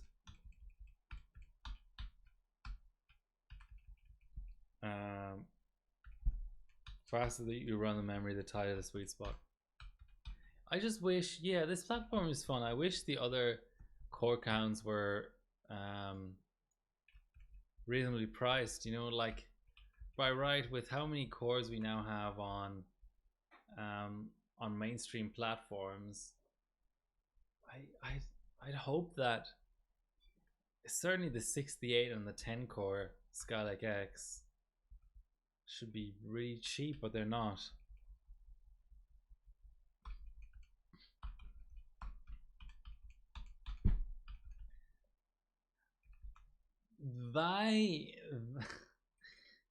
Is it time to get my fake German accent out? Why the fuck? I've been continually mashing delete. Why does it boot Windows? What it should have is some sort of key press buffer queue. You know, if even a single delete key press has happened since it posted, it should not boot Windows. It should, by all rights, pop up a window saying, "We've detected a delete key press. Did you really intend that?" But don't boot into Windows. That's just insulting. You approve about the delete key thing.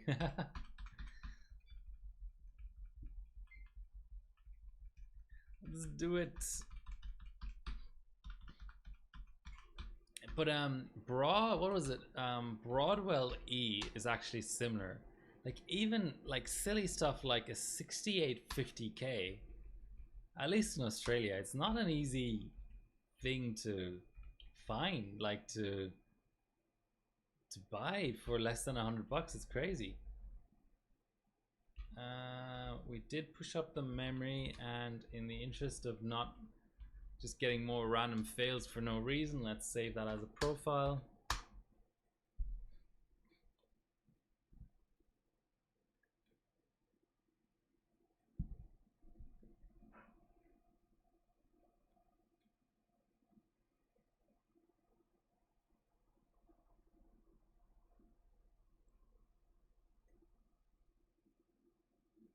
Yeah, Haswell E, like a 5820K, you're talking in Aussie dollars, like basically whatever price they can get for it. It'd be like 40 or $50. 5960X J batch, that's a different story. But the other bins, 5820K, 5930K, are nice. I like that platform actually. It's just it's a bit of a handful on cold, but ambient it's a lot of fun. Um, Running super low B die, you know, like 3200 C12 or something. It's fun. Okay, we're not. I mean, I don't want to overstate it, but we're not a million miles away from getting a 14x result, 14 point something seconds. That'd be fun.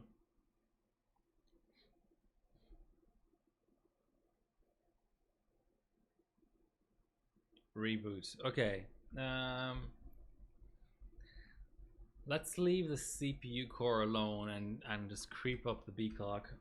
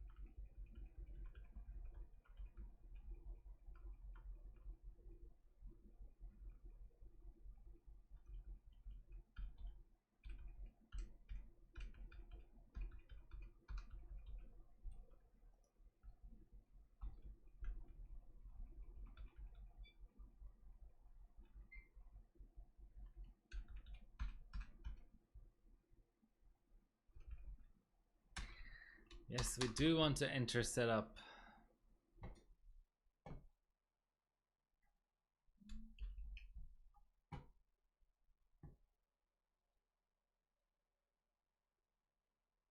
Okay, keep this down. Give it a half here. Double check the memory volts. It's all good. Not even the enter key works.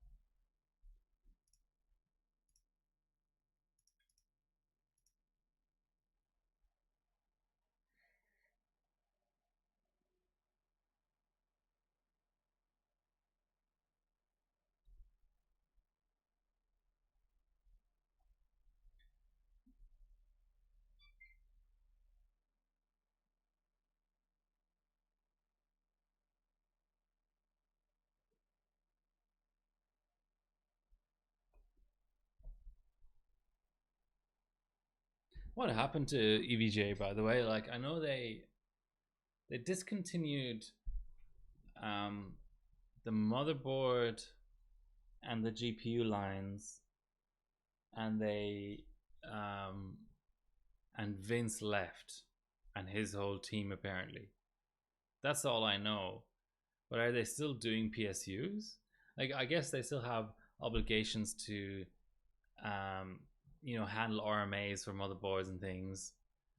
But like, does the company still exist? Like, is it just staying afloat with peripherals and PSUs and like e-powers and stuff? Like, what's going on there?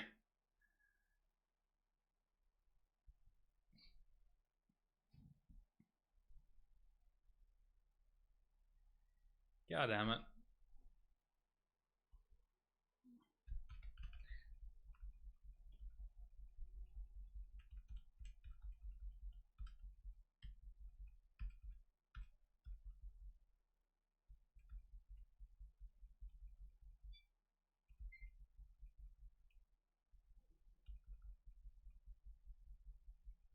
Yeah, and it's sad how quickly they like.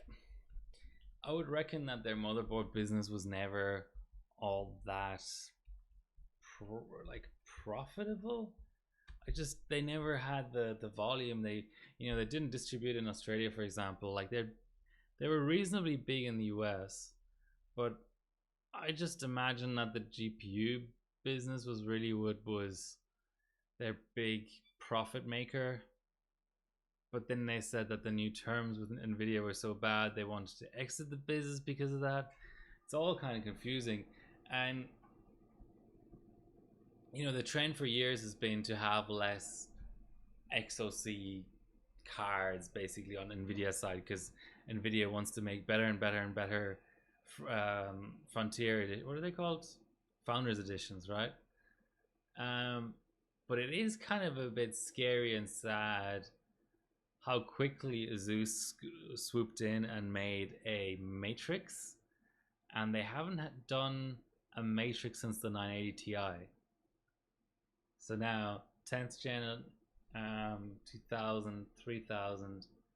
They skipped 3 generations. They skipped like 5 years of cards, and then suddenly there's a Matrix. I mean, the price is unbelievably high, but it also seems to be a really, really good clocker from what people have been posting. So, you know, it's not like Kingpin editions were ever cheap either. So, uncorrectable error. It is a correctable error. Just try harder, system. Correct the error. You can do it. I have confidence in you.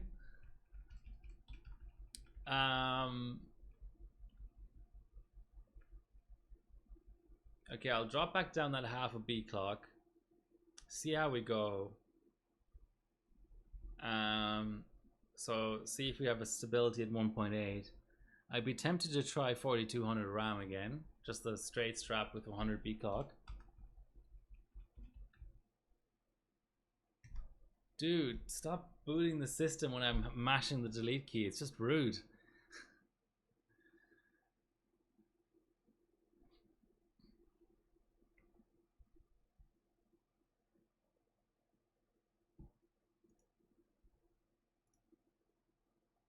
Yeah, barely distribute motherboards in Europe. Coefficient too large. Okay, so it is actually a memory issue.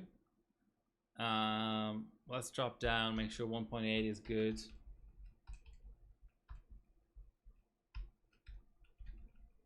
Yeah, I mean,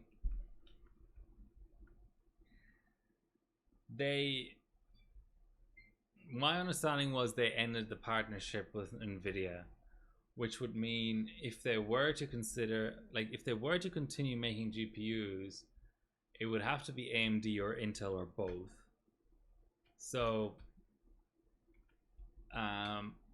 GPUs is looking challenging, because if anything, AMD is even more unfriendly towards XOC. I mean, they are more unfriendly towards XOC type SKUs for GPUs. The motherboard side, I agree. There's not as strong as of an indication that it is really gone for good. It's just that Vince and his whole team of BIOS engineers and whatever have left. So if they were to decide to continue that, there would have to be a pause of some duration while they find new people to work on that. Yeah, you know, that'd be an interesting. I mean, I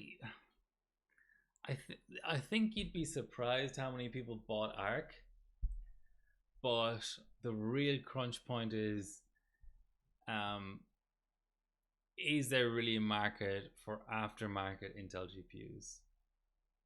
I mean, non reference design, because isn't the whole, I mean, I don't find them attractive, but I also don't daily much or game much. But for those who do find Arc attractive, isn't the whole selling point pretty much that they're cheap? And if you're cheap, you get a Founders Edition, right? Like you don't buy a third party card. I mean, nothing to stop EVGA from making Founders Edition or whatever Intel calls them, you know, stock slash reference slash Founder Edition versions of ARCs. But is there really much margin in that? Is the next thing there?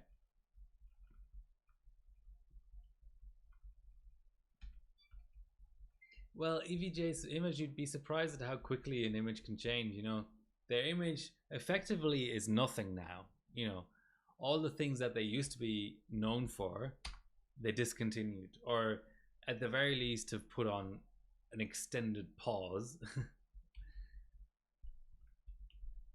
So they're kind of free to reform their image in whatever way they want, right? But I agree, like the founder slash CEO of EVGA going out and saying we don't need Nvidia, they, you know, we don't make any money off their cards anyway, and then, you know, a few months later ending up selling reference design arcs is probably not the best look, but whatever keeps them afloat at this point, really.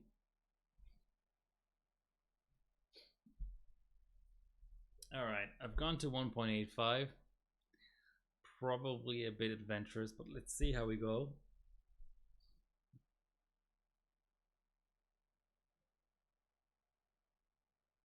Temps seem all right.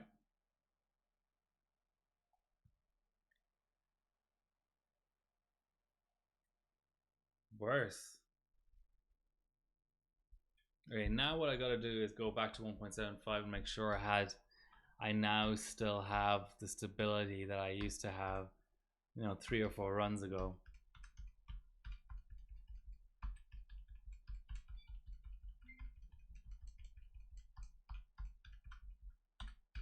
I still haven't messed around with the whole idea of, you know, some people run split 8 pins, like certainly for the big whatever it is, the 28 core Intel platform. One of the things to do was to just like run 2 or 4 PSUs.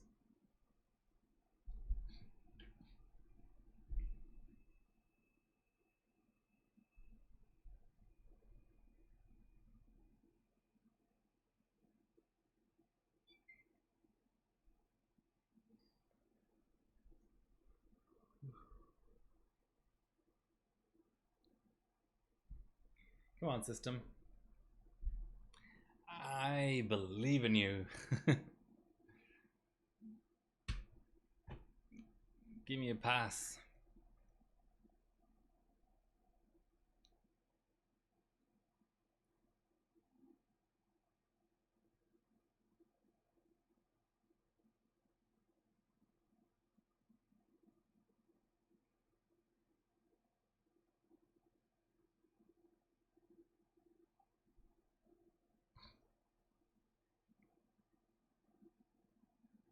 $850, 860, 890. Oh, when it's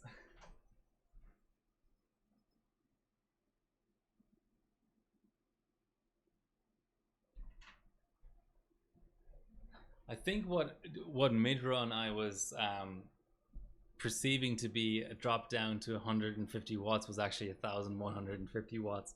I just don't have the 4th digit on my camera. Hold on.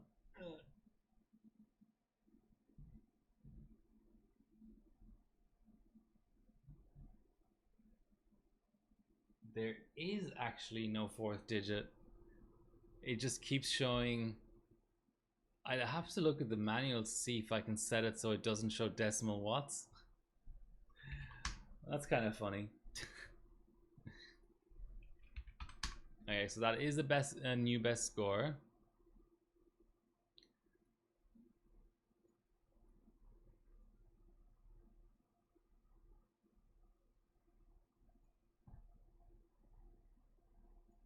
Now let's retighten.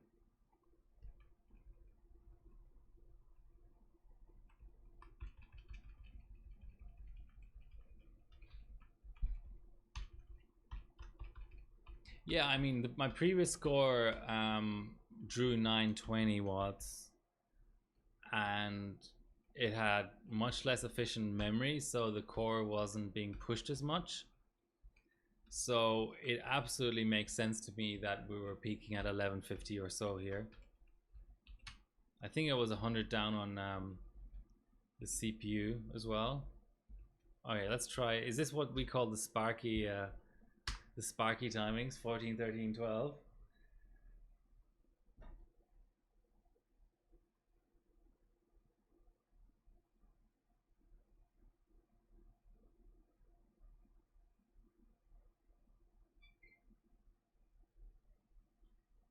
That's a sound I like to hear.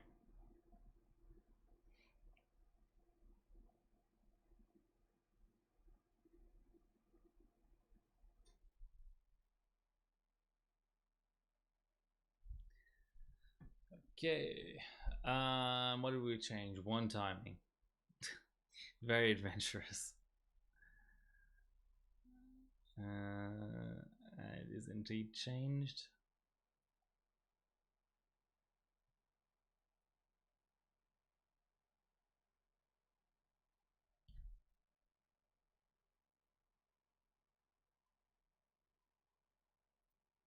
$8.40, $8.50.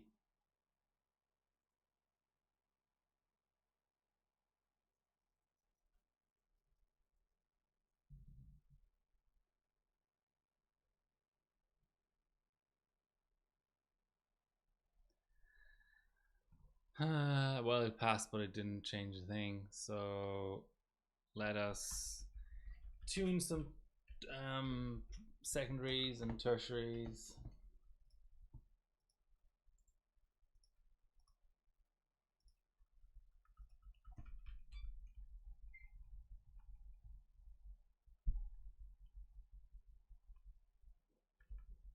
Not even sure if I've gone away from default for TWR, which is pretty important in a lot of cases. CL is a good one. Okay, so let's go 16 to 12. RC, why is that not showing them default? That's suspicious. TRP, RTRCD. I don't get it.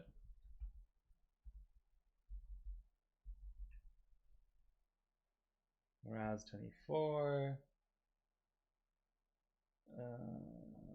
WTR is 8 and 3. Where is it? WTRs. WTR.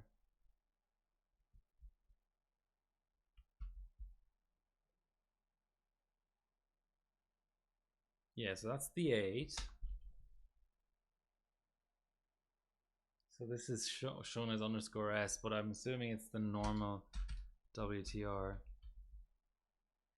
K usually doesn't do very much, but let's go 1 anyway.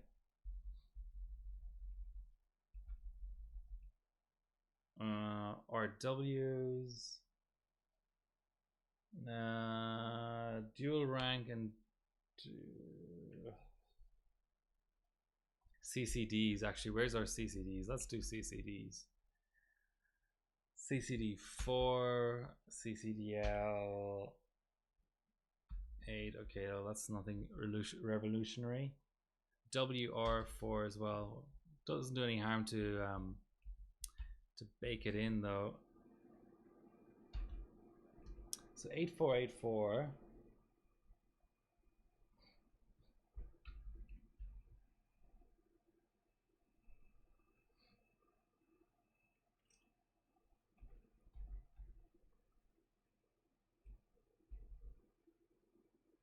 $12 on the WR. RW. Okay, let's go back to these RWs. RW, DR, and DD supposedly can be set to 0. I think it's just not it's not detecting correctly. There we go. English is a difficult language, especially this time of night at 11:30 p.m. Now I'm curious. Now I want to do 261 for RFC just for shits and giggles.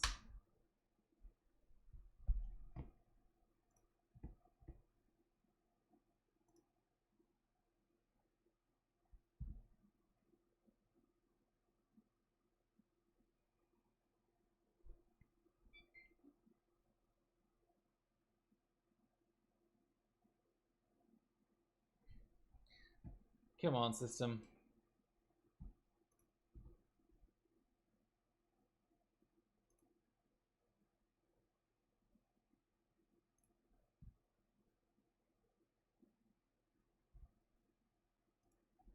Man, Twitch has gone to shit. There's a streamer that I used to follow, that I still follow, um, and her current stream is literally her sleeping, but like not very wearing very many clothes, and it's got 1,400 people watching. I mean, it's a laugh or cry type of situation, I think.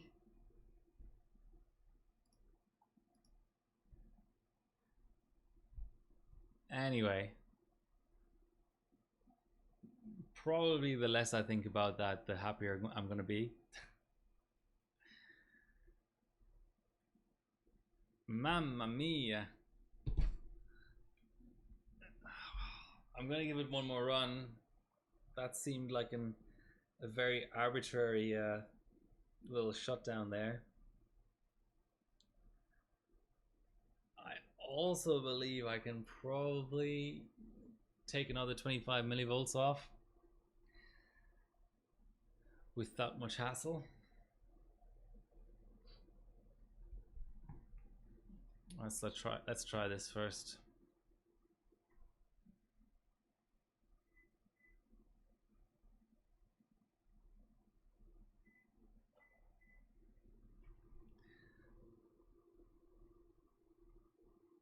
Chilling down to 12 degrees now.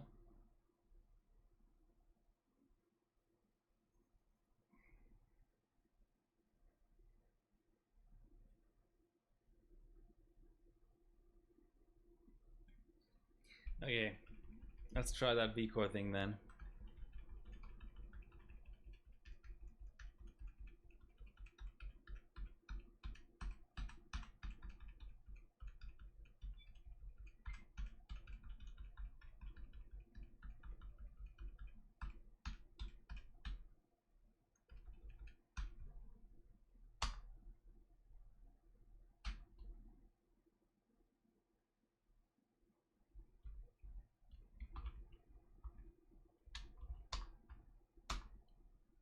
And now let's fix this damn watt meter camera.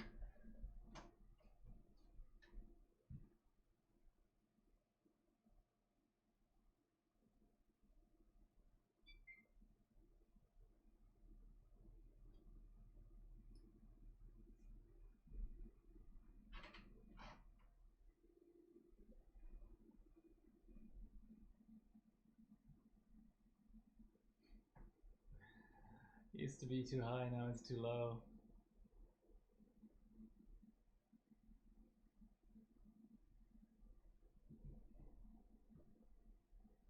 Yeah, okay, I'll take it. Alright, let's see. Let's see.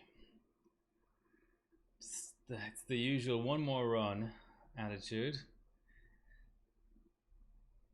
Why? Where's it? Fuck. Okay. I think the universe is sending me a signal. Let's we had, well, let's summarize. We had a 15.3 something, so we're right under this Forks LN2 score. So top 10's good. Okay, fuck you system. I'm just not even gonna go there anymore. I'll post up the score if I'll probably put another couple of hours into tomorrow just to try and trying to see, you know, what's really going on here. You know, I think the ambient will drop tomorrow. I want to just, for the current cooling method and the stakes as they are, find a good sort of maximum, and then maybe tomorrow as well I'll do an X265, and then that'll be the end of that platform for a bit, maybe for a month or so at least. But it's been fun. That's a good score. 14.x. Oh yes, that's the target for sure. 400 milliseconds was easy to knock off earlier on in the session, so I think it's still possible with a bit of tuning. Anyway, thanks for watching. It's nearly midnight, but it's been fun, guys. Until next week.